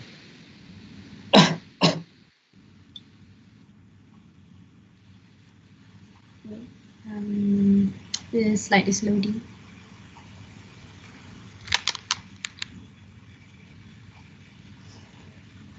Can you see the slide? Yes. Okay. Hello and a very good evening to Dr. Reza and everyone here. My name is Nurul Ashkim binti Muhammad Nasir. You can call me Ashikin. Today I'm going to be presenting the 4 types of introvert. All this time I have only known 3 types of personality, which is introvert, extrovert, and ambivert. But turns out there's actually more that describes an introvert rather than saying, oh, that kid is very quiet, he must be an introvert. There's actually more than that. So if you think you are an introvert, and then this presentation is for you to know more about yourself and identify which type of introvert you are. The first question is, what is an introvert? Introvert by definition is someone who needs time by themselves to recharge and avoid becoming emotionally drained, which in contrast to that, we have extroverts who gets energized by being around other people. With that being said, here is the first type of introvert. The first one is social introvert. Social introverts are both the most outgoing and the most private of the 4 types. They don't usually feel shy or anxious in social settings, and they even enjoy them, but they feel emotionally drained if they stay out for too long. The next slide is, while social introverts, they like spending time alone, they still want a few close friends that they can depend on, and they tend to be the most social when they are among them. Someone who doesn't know social introvert, they might assume that they are an extrovert if they meet them. But the thing is about the social introverts, they won't share much about themselves to other than their closest friends. The second one, we have thinking introvert. Thinking introverts, they also don't mind socializing, but they rarely do so because they are lost in their own world. And they often find themselves thinking about the books they've read or thinking a lot about a scene after watching a movie. And they are more in tune with their feelings than an average person, and they often reflect on how they feel. Other people, they might have a hard time connecting with thinking introverts because they have a unique thought and they prefer to experience their thoughts rather than taking the time and energy to explain to other people. The third one is the anxious introvert. Well, perhaps a better label for anxious introvert is the shy introvert. They crave solitude even when they are with their closest friends. Sometimes they even purposely isolate themselves just to avoid socializing. And simply to say, they just feel extremely uncomfortable, maybe because it feels awkward or they are just not really confident with their own social skills. And they would also tend to analyze their own behavior when they are in public, whether they should have said this instead of saying that. Or the easiest example that I could give is when their parents told them, I want you to call Pizza Hut, the restaurant, to order pizza now. They would feel very nervous. They have to practice their lines in their heads many times, or even write in a piece of paper before calling the restaurant. That is an anxious introvert. Last but not least, we have restrained introvert, which can be described as someone who thinks a lot before they speak. They are reserved, thoughtful, and don't like sudden changes. For example, someone suddenly came up and said, "Hey, let's go out and watch a movie." What would a restrained introvert reply? you reply, no, I just want to stay in my room. You should have told me that sooner. I mean, they would go out if they plan for it far enough in advance, but the truth is they would rather be relaxing by themselves. A restrained introvert, they find comfort in their routine and they thrive for their routine and they appreciate it so much if you could tell them the plans to them much earlier. If you are an introvert but not related to any of the four types you mentioned, then maybe you are an ambivert or closer to the extrovert side. The importance of learning more about your personality type helps you to communicate with other people and strengthen your relationship with them. Thank you, and I hope you enjoy my presentation. Right, thank you, Ashiki.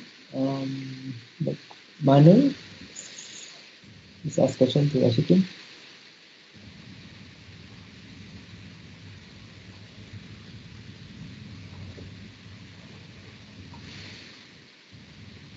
I have one question. I have two questions actually. First, are you one of those introvert? And second, can introvert be a extrovert? Yeah, actually, I could answer both questions. I know myself as an introvert since I was in primary and then moving on to secondary school. I am still an introvert, but as I grow older, I find that I becoming less of an introvert and I'm more becoming an ambivert. So yes, a person could become from an introvert to an extrovert. They could learn the features of an introvert. So yeah, they could become an extrovert. Okay, thank you. Okay. All right, thank you, Manu, for the question. Okay, I have one question. So you have explained the four types of introvert, but could there be someone who has more than one type in them? Like they are, for example, both thinking and shy introvert. Yes. Yes. Because human is very complex. We can't just say that that person is just that. Humans can be a mix of this and that. So yes, an anxious introvert can also be a thinking introvert, or maybe he could be all of the four personality introverts that I've mentioned. Okay. Right. Thank you, Ashiki, for the nice talk. So next we have Elaine, who's going to talk about dreams, and Afiq. Afiq Aiman is going to ask the questions. Okay, please call Ashikin using the same link. Please call Ashikin using the same link. Right, Elaine, you can start whenever you're ready. Good afternoon, Doctor. Can you see my screen? Yeah. Okay, thank you. Good afternoon, everyone, and I'm Elaine Yong. I'm going to talk about dream. Why do we have dream? When asleep, our brain are still active, creating stories and images. So dreams are subconscious thought. They are continuation of our thought of the day. While we are sleeping, our brain is conjuring up around 5 dreams per night. So you may not believe that you have around 4 to 6 dreams every night. This is because we tend to forget 95% of our dreams. So here are some features of dreams. Most dreams are predominantly visual, which means we don't act out our dream or we cannot smell in our dream. We just watch what is happening in our dream like watching movie. While most people dream in color, some dreams are entirely in black and white. Normally, our dream will be affected by our mood, health condition, or some other factors like pain, violence, and religion, and so on. So before I go into the types of dream, I would like to introduce this rapid eye movement, REM. REM is a cycle that begins 90 minutes after we fall asleep and recurs every 90 minutes. During this period, our eyes move around quickly behind our eyelids and our brainwave looks similar to those of someone who is awake. During this period, we most probably will have dreams. So here are several types of dreams. The first one, nightmare, is the most common one. Why we have nightmare is because maybe we watch or read something scary before we go to bed, or maybe we eat right before we go to bed, or maybe because of the medication side effect too.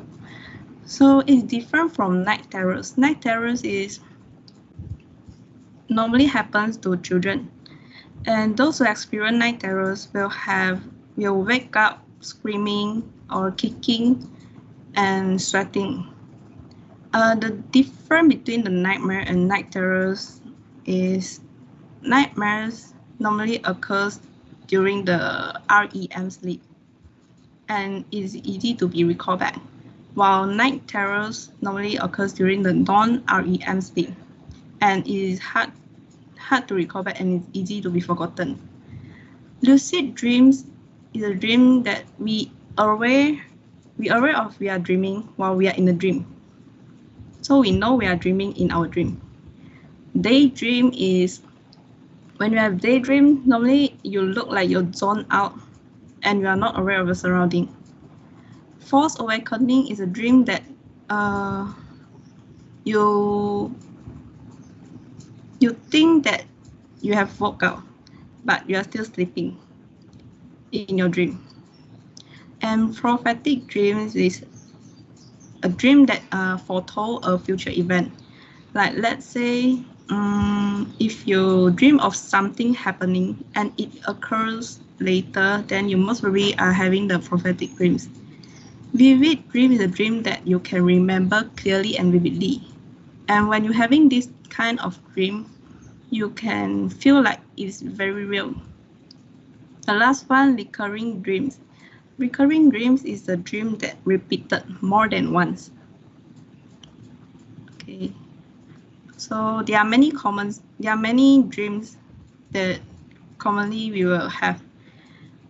But I choose to present. The first one is dream about falling. So dreaming of falling is very common, and I believe everyone will face it. It is a symbol of fear in your life, perhaps of feeling at work or in your love life.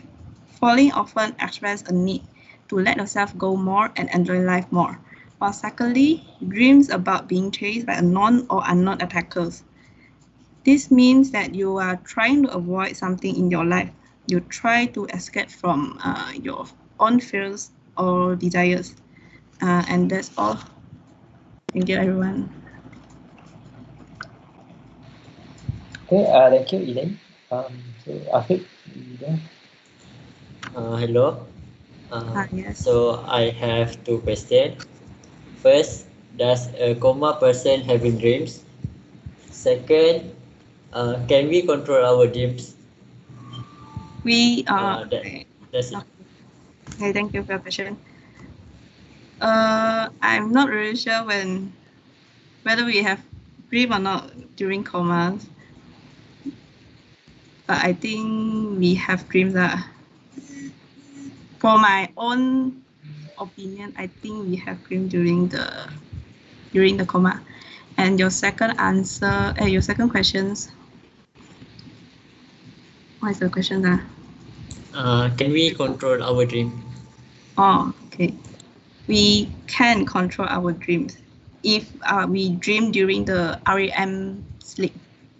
Because during that period, we are actually have conscious about what we are thinking. We are actually half awake. So during that time, we actually can control our dream. Okay. Does that answer your question? Okay. All right. Thank you. Thank you. So following Afiq's question, so is it possible to choose what we want to dream about? Is it possible? Sorry, doctor. Can you repeat your question? Is it possible to choose what we want to dream about? What do you want to dream? because our dreams are mainly affected by what we are thinking. So if we keep on thinking on the same thing, maybe we will have a dream of it. And maybe during the REM time, we can control the demand, like what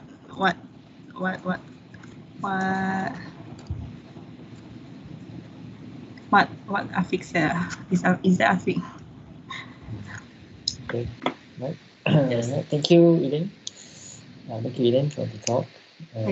So please give Elaine a score using the same link. bit.ly/talk score. Okay, next we have Lokman. Lokman is going to talk about building a career online. Building a career online.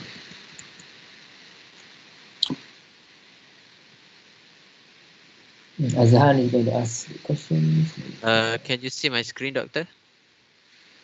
Yes. All right. So give me a sec.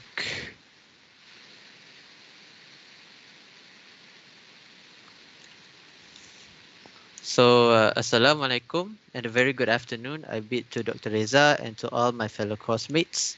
My name is Muhammad Uqman Hadri bin Hasri, and today I would like to give a talk about building a career online.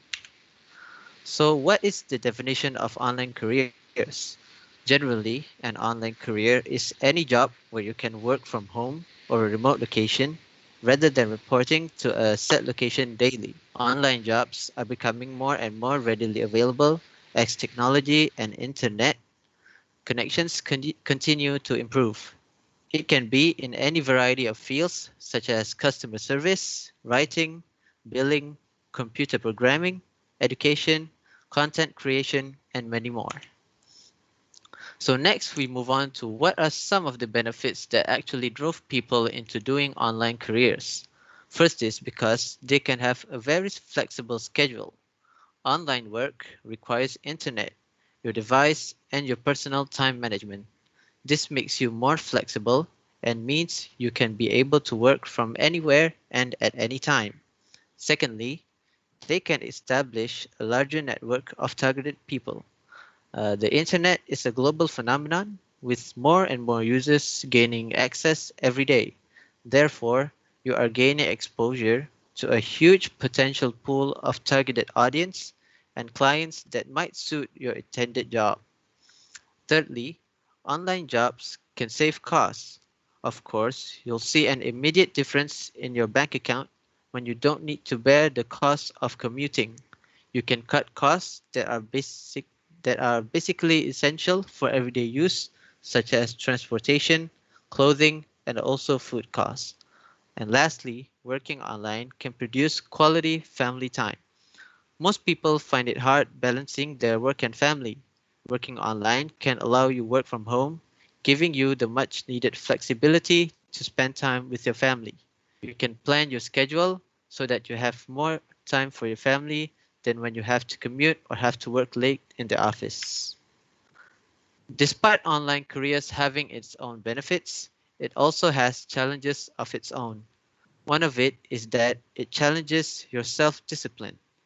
Lack of self-discipline can make one become less productive.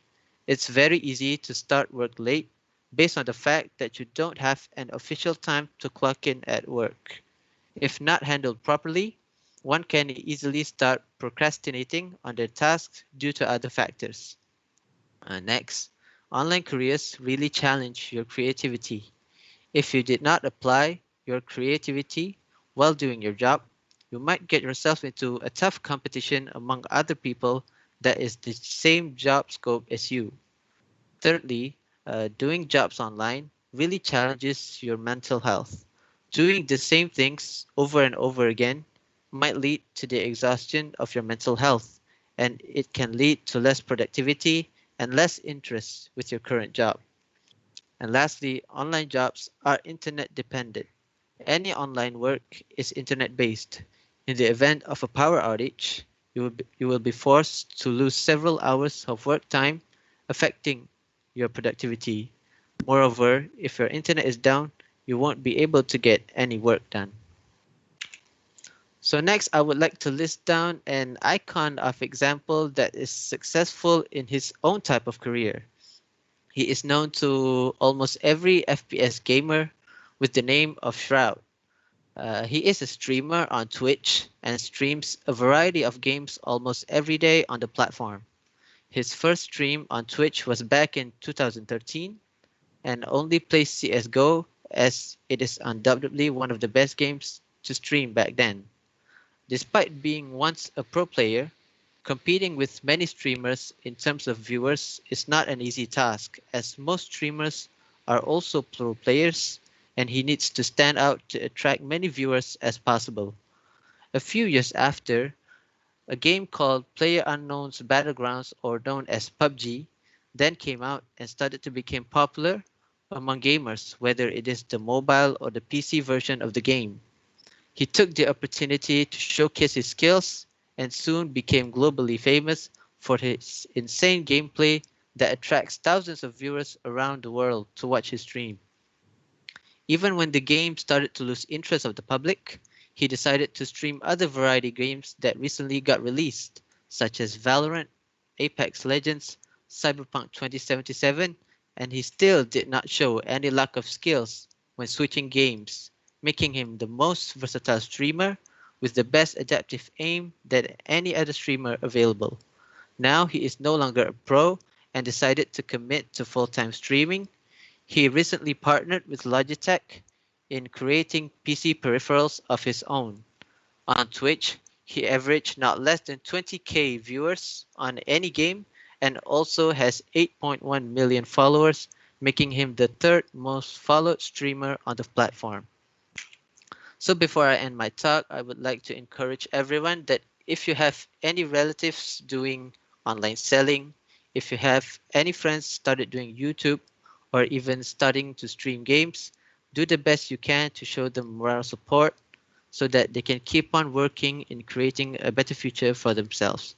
So that is all from me. Thank you. Right. Thank you, Lokman. Azhan. Azhan, one question. Assalamualaikum. Yes. My first question is, what kind of online career that do you want to pursue? And the second is, what is the reason you choose that career? Can you repeat because I could not hear much of your question. So the first question is, what kind of online career that you want to pursue? And the second one is, what is the reason you choose that career? Can you repeat the second one? What is the reason you choose that career? What is the reason? You choose that career, the online career. Oh, okay. Okay, so the type of online career that I recently dreamt about is I might start doing content creation on YouTube. This is because in the free time, I really do like to play a variety of games, and somehow there are some people on YouTube that make videos of them by putting memes. So by doing videos like putting memes and also highlighting the highlights of your gameplay, it actually attracts a lot of viewers. So for your information, a Malaysian YouTuber with the name of Dice Boy is creating content on YouTube for a game, and he recently got 200k subscribers, which is surprisingly a lot for a content creation for a Malaysian content creator, and I believe that someday if I have the time and can commit to content creation, I think that is my best option for the future. So I hope that answers your question. Thank you. Okay, so based on your answer, Lukman, so you think that after you have graduated or even now, you wanted to have a career online? Maybe in the future, if I don't have any work commitment outside of online world, because I find my passion in creating content for games. So like I believe that if it suits my passion, I would really like to pursue that career in the future. Right. Okay, right. Thank you, Lukman, and all the Okay. best in your career path. Uh, all right. So next we have Izzat. So Izzat is going to talk about music and me. Moon is going to ask questions later. So Izzat, anytime you're ready, you can start. Assalamualaikum, Doctor. Can you hear me? Yes. All right. Okay, Assalamualaikum and a very good afternoon to Dr. Reza and my fellow friends. Today, my name is Izzat Hanafi bin Abdul Razak. Today, I'm going to present a slide which shows my experience with music. So the title of this presentation is Music and Me. Okay, firstly, I would like to have a quick disclaimer to all headphone users and all headphone users. Please lower your volume because there are videos that could be loud at certain points. Yeah. Okay. Okay. The first question is, when did I start to get involved with music? It was 2011, which I was standard 5. It's a funny story where my ustazah was recruiting a nasheed group. So I was interested, but I was scared because I was a very shy person where even playing sports, I wouldn't outperform my friends because I want to be a underdog. Yeah. So when she was my recruiting for the nasheed group, so I um, I was scared, but I encouraged myself. Okay, this is the time to shine. So I put up my hand and and then I just went to play the bongos for the first time. So I was playing. Then in the middle, right a month before the competition was going to be held, the singers was not ready. So my ustazah said, okay, Izzat, you need to be the lead singer for this competition. So I was in shock and I panicked because I wasn't ready. But in 1 month's time, I prepared myself. I practiced and practiced and practiced. So at the end, we won the first place for MSSD and second place in open competition nasheed. So 2011 is where I gained confidence to perform in live studio, live. Okay, next. Okay, this is during my UPSR year. This is before UPSR, 2012, where standard 6. So after that incident where I joined the nasheed group, all the teachers were interested in taking me as a part of their singing group. So this one teacher approached me and asked me to join their choir group. So this was held in 2012 at Subang Parade. So yeah, let's have a look.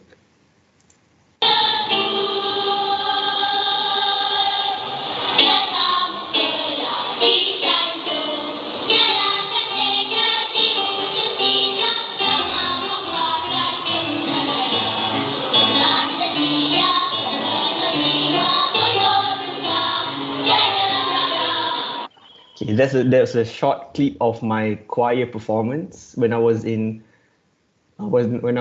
standard 6. So we proceed to the next year.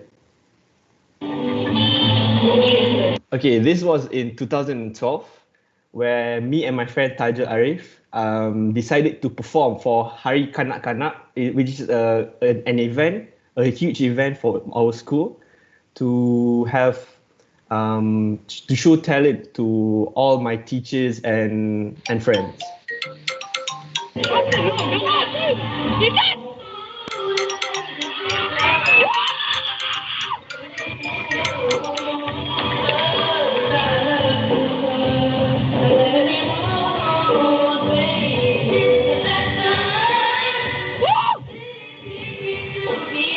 Okay, that's just a short clip of me and my friend Tajul performing.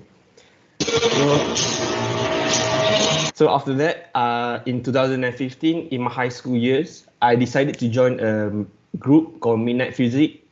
So I performed with them at a school event at Sri KDU. So we performed just for fun, to be honest. Yeah.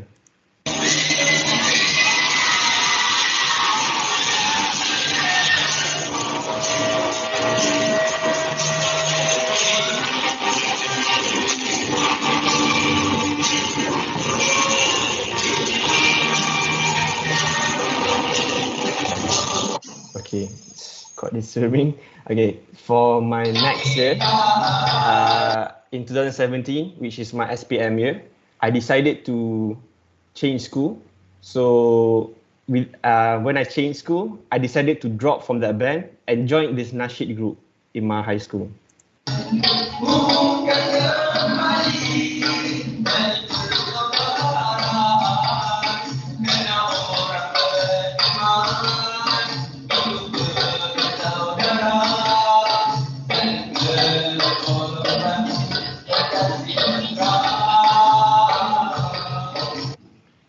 Okay. In the future, what I expect to become. I don't want to become a mainstream artist. I just like to sing for fun. So I would like to ask for help to subscribe to my YouTube channel.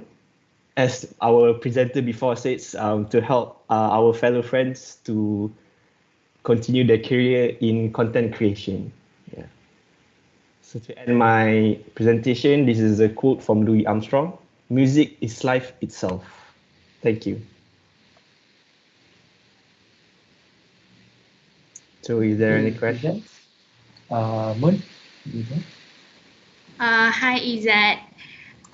Since you are interested in music, right? So I suppose that you would like to listen to music always, right?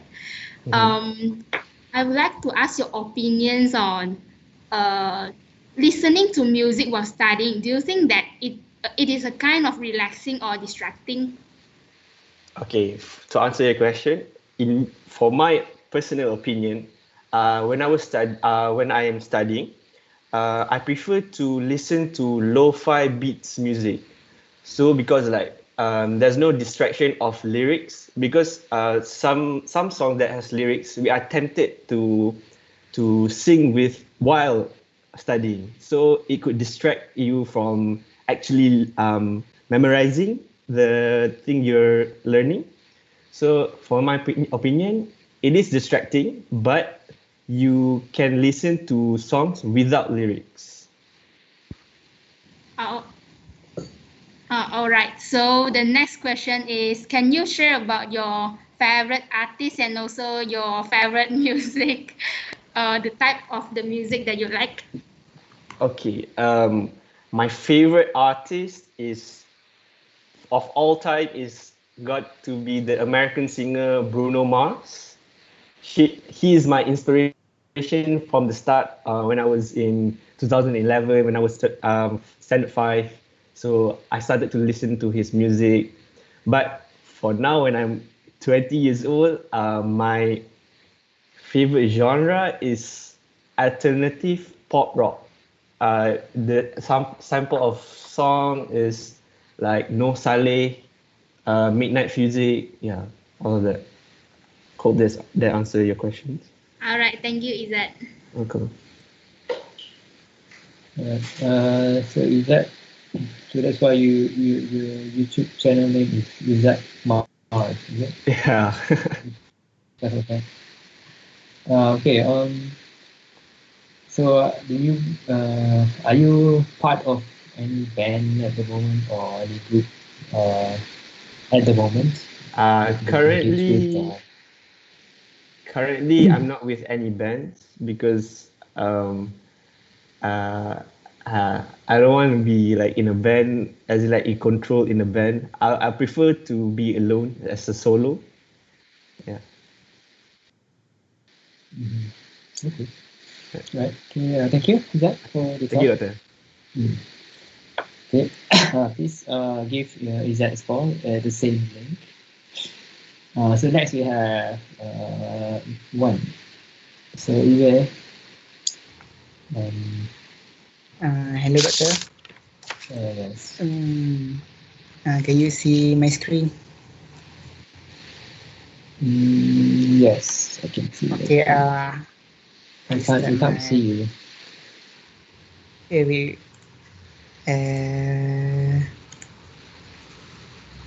Okay. Okay. Assalamualaikum and good evening to Dr. Reza and my friends. Okay. This today topic is how to survive zombie apocalypse. So my name is Muhammad Ikhwan bin Samsudin. Okay. Imagine if one day you wake up from your bed and you watch at outside your windows, you see some abnormal person. So what you need to do? Okay.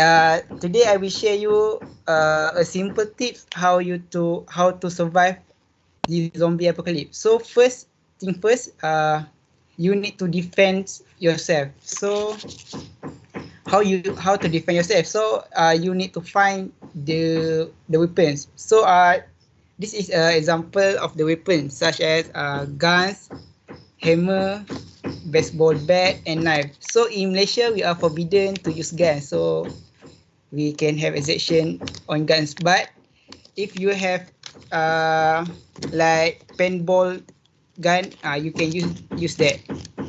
So knife, you can also use the butcher knife. I think almost on in your home you have butcher knife used in kitchen. So you need always remember, always aim for their head, so they will die. Okay.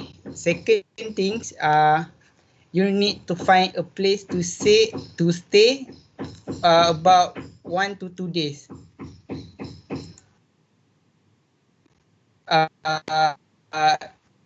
So the place that's safe to stay about 1 to 2 days house. About that should have a clean water and some food. So what you need to do in your house, you need to barricade all the exit and the exit entry, and you need to close turn off your lamp so the zombie could not know you are in the house. So next, one day have passed, so you need to go out from your house and you need find some friends. So what friends that you need in your team? So we have a sharpshooter, the scout, the athlete, and the genius. So the function of sharpshooter is to back up for the melee weapon, and for the scout, they can navigate, start fire, pinch tent, and do CPR. So for athlete, they can check out the area before looting, and the genius that the most important person is the genius because they can build some incredible things like Senku in Doctor Stone. Okay, next we go to get supply. Okay, next we after we find our friends, our team, so we need to shopping at the supermarket or wherever. So the thing that you need to supply is food, some clothes, and other things like first aid kit, bottle water bottle, lighter, and so on. Okay, next, we need learn some new skill. So, the skill that you need to learn is how to start the fire, the archery, the foraging, and fishing. This skill very useful for you in the future. So, next we need to review our community. So, the place that suitable to build the community is in the jungle and in the offshore island, because these two places we in these two places the zombie cannot come maybe, and the zombie free. Okay, last thing, you need to stay healthy. So you need to bear in mind, if your friends got infected, you must kill them. And if you got infected, you doesn't need to ask for their sympathy. You need to die. Okay. Prepare the umbrella before then. Okay. Thank you. Alright. Thank you. Okay, wait for the top. Murphy. Murphy, let's ask question. How we can survive the zombie apocalypse?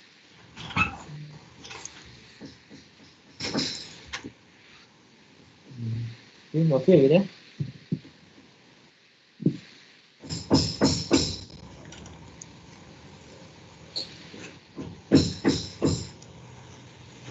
Okay, tak ada. Okay. Tak ada. I'll ask the question. So what do you think is the best weapon to defend against the zombies? I think the best weapon is guns lah, but not everyone in Malaysia have guns, so we just need some long item like baseball or hammer, or you also can get a parang to slash their head. Okay, but if the zombies, too many zombies coming in at you, do you think that's effective? If too many zombie come at you, the possible plan is just run away from them. Don't get near the zombie. Okay. Then, so how to ensure that all the zombies have been eliminated? Sorry, Doctor? How do we ensure that all zombies have been eliminated? Oh, I think we should wait for the government maybe. Like someday their helicopter, then they will make an announcement like if you have ever watched World War Z and World War Z, like that. We just need to wait for the government lah. To the government. And then the last time you mentioned that we should an island is a safe place, right? Yes. But can zombies actually ride a boat or be trained? I think zombie cannot swim, right? And zombie doesn't have too smart brain. They just always want to eat brain. Okay, good to know that. Right, thank you, Elaine, for the very useful talk about how to survive ship a zombie apocalypse happen. Okay, so next. Okay, please give Elaine a score at the link. Okay, please give Elaine a score at the same link provided. Good. So last we have Vikra, and Jack is going to ask question.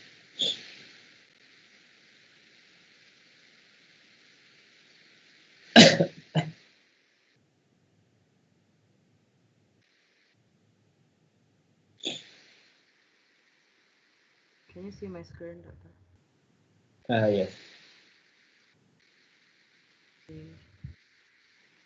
Uh,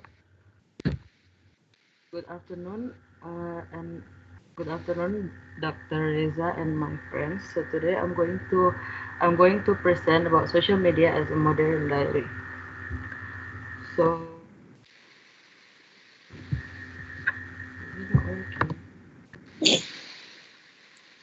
what is social media? Social media, as we all know, is a technology that facilitates the creation or sharing of information, ideas, career interests, and other forms of expression through virtual communities and networks. Social media enable users to create and share content or to participate in social networking. And what is diary? So a diary is a record with discrete entries arranged by date reporting on what has happened over the course of a day or other period. A personal diary might include a person's experiences, thoughts, and or feelings. So what does it mean by social media as a modern diary? So Instagram, Twitter, Snapchat, and Facebook. So all these applications has been very popular as social media, and all the social media provide services that are similar to a diary. Each shows time of the post and enable users to post about their experiences, thoughts, and or feelings. So first off, I'm going to show you the three most used social media. So the first one is Facebook. Facebook with over 2.7 billion monthly active users as of the second quarter of 2020, Facebook is the biggest social network worldwide. Facebook is mainly used to share pictures, music, videos, and articles. The second one is Instagram. As of January 2020, there are nearly 1 billion monthly users on Instagram. Instagram is mainly used to share photos and short videos. And the third one is Twitter. There are 330 million monthly active users and 145 million daily active users on Twitter, mainly used to share thoughts and ideas. So, what has caused this to happen? Why is social media being so popular? So there are three main reasons that I will explain one by one. The first one is that social media is a free and safe place for everyone. Second one is social media is a transition to the modern world, and because of the ease of access and mobility. So the first one, it is a free and safe place for everyone. In social media, you can set who can see your post, and you can also set whose post you want to see. So, for example, in Twitter and Instagram, you can set your profile on private if you don't want to make it public for everyone to be able to see, and you can if someone want to see your post, they need to follow you first, and you need to confirm their follows.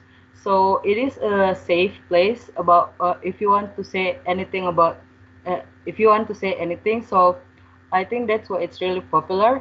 And then the second reason is it is a transition to the modern world.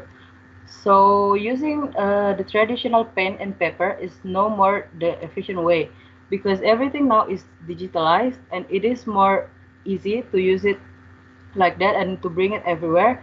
And once you post on your social media, it will be saved on the internet. So whenever you want to see it, you can just open your laptop or open your phone, and you can just see your post. And then we're moving on to the third point, that the ease of access and mobility. As I said earlier, because we post it on the internet, it will be really easy to be accessed. So it can be accessed from any device, and you can log into as many devices you have. So, for example, if you forgot to bring your phone, you can just log into your account on your phone, and then you can just borrow them and log into your account on other devices. So that's all for from my presentation. Thank you. Right. Thank you, Victor. Jack?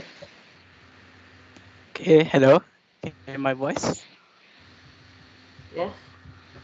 Okay, so I have two questions. First is it safe to share your location on social media?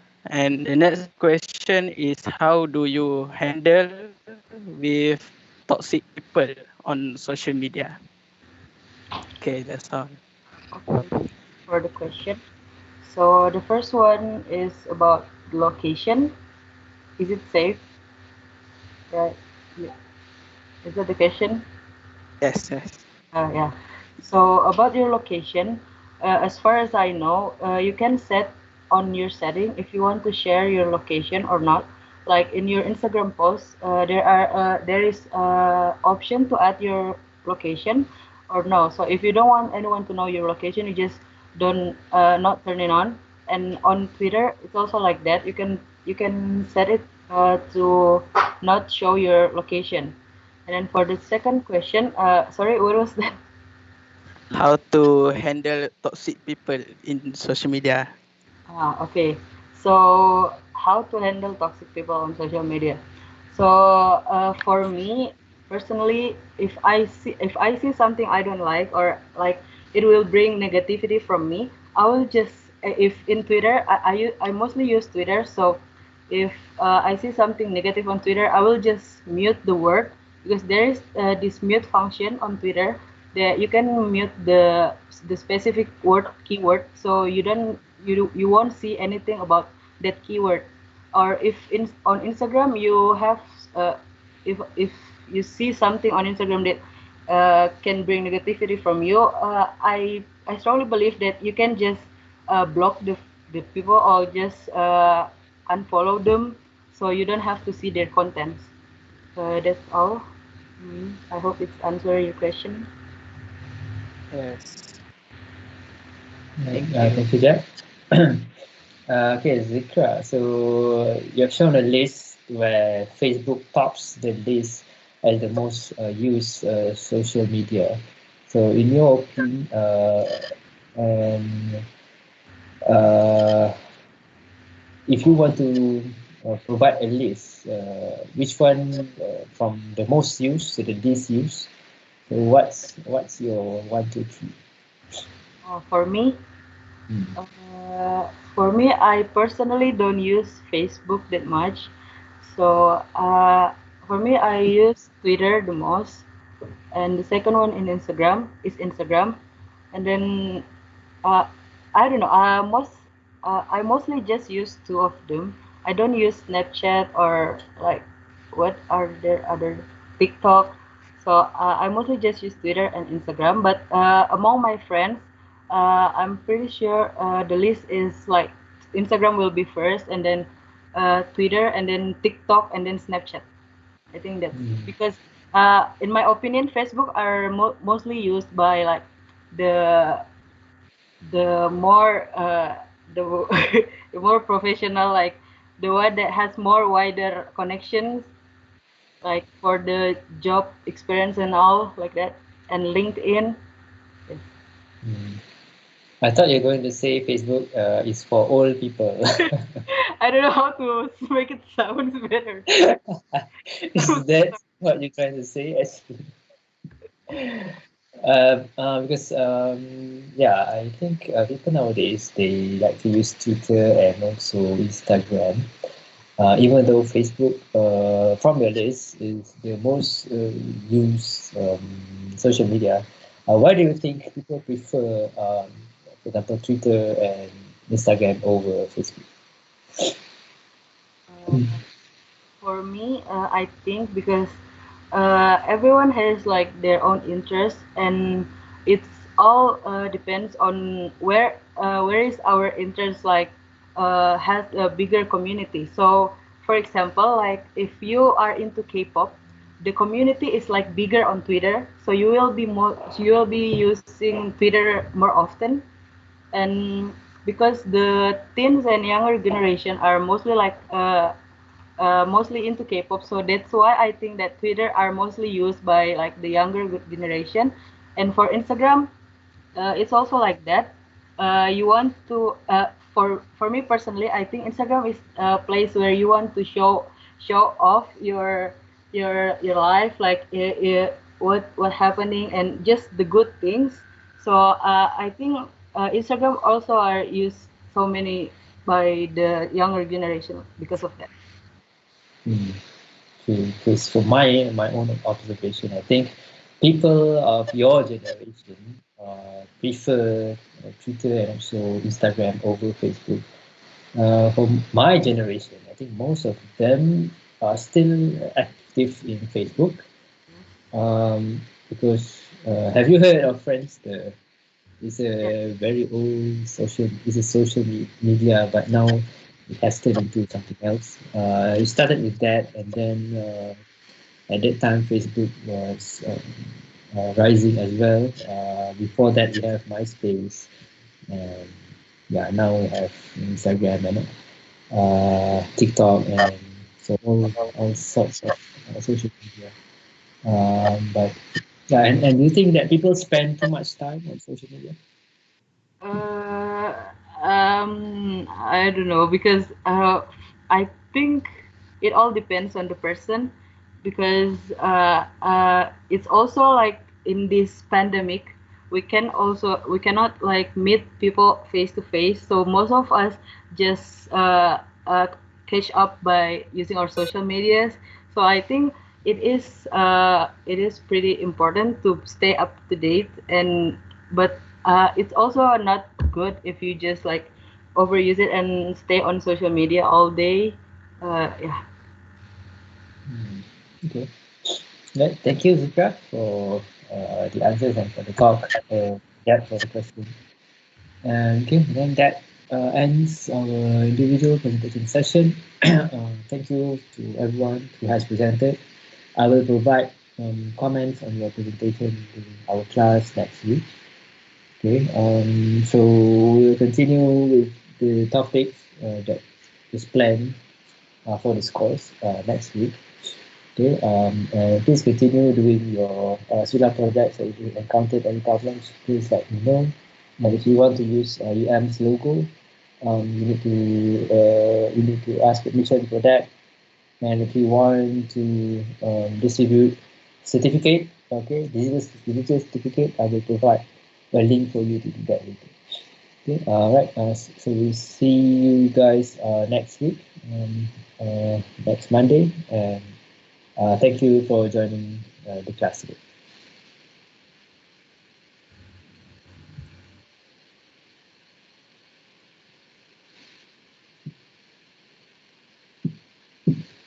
Right, thank you everyone.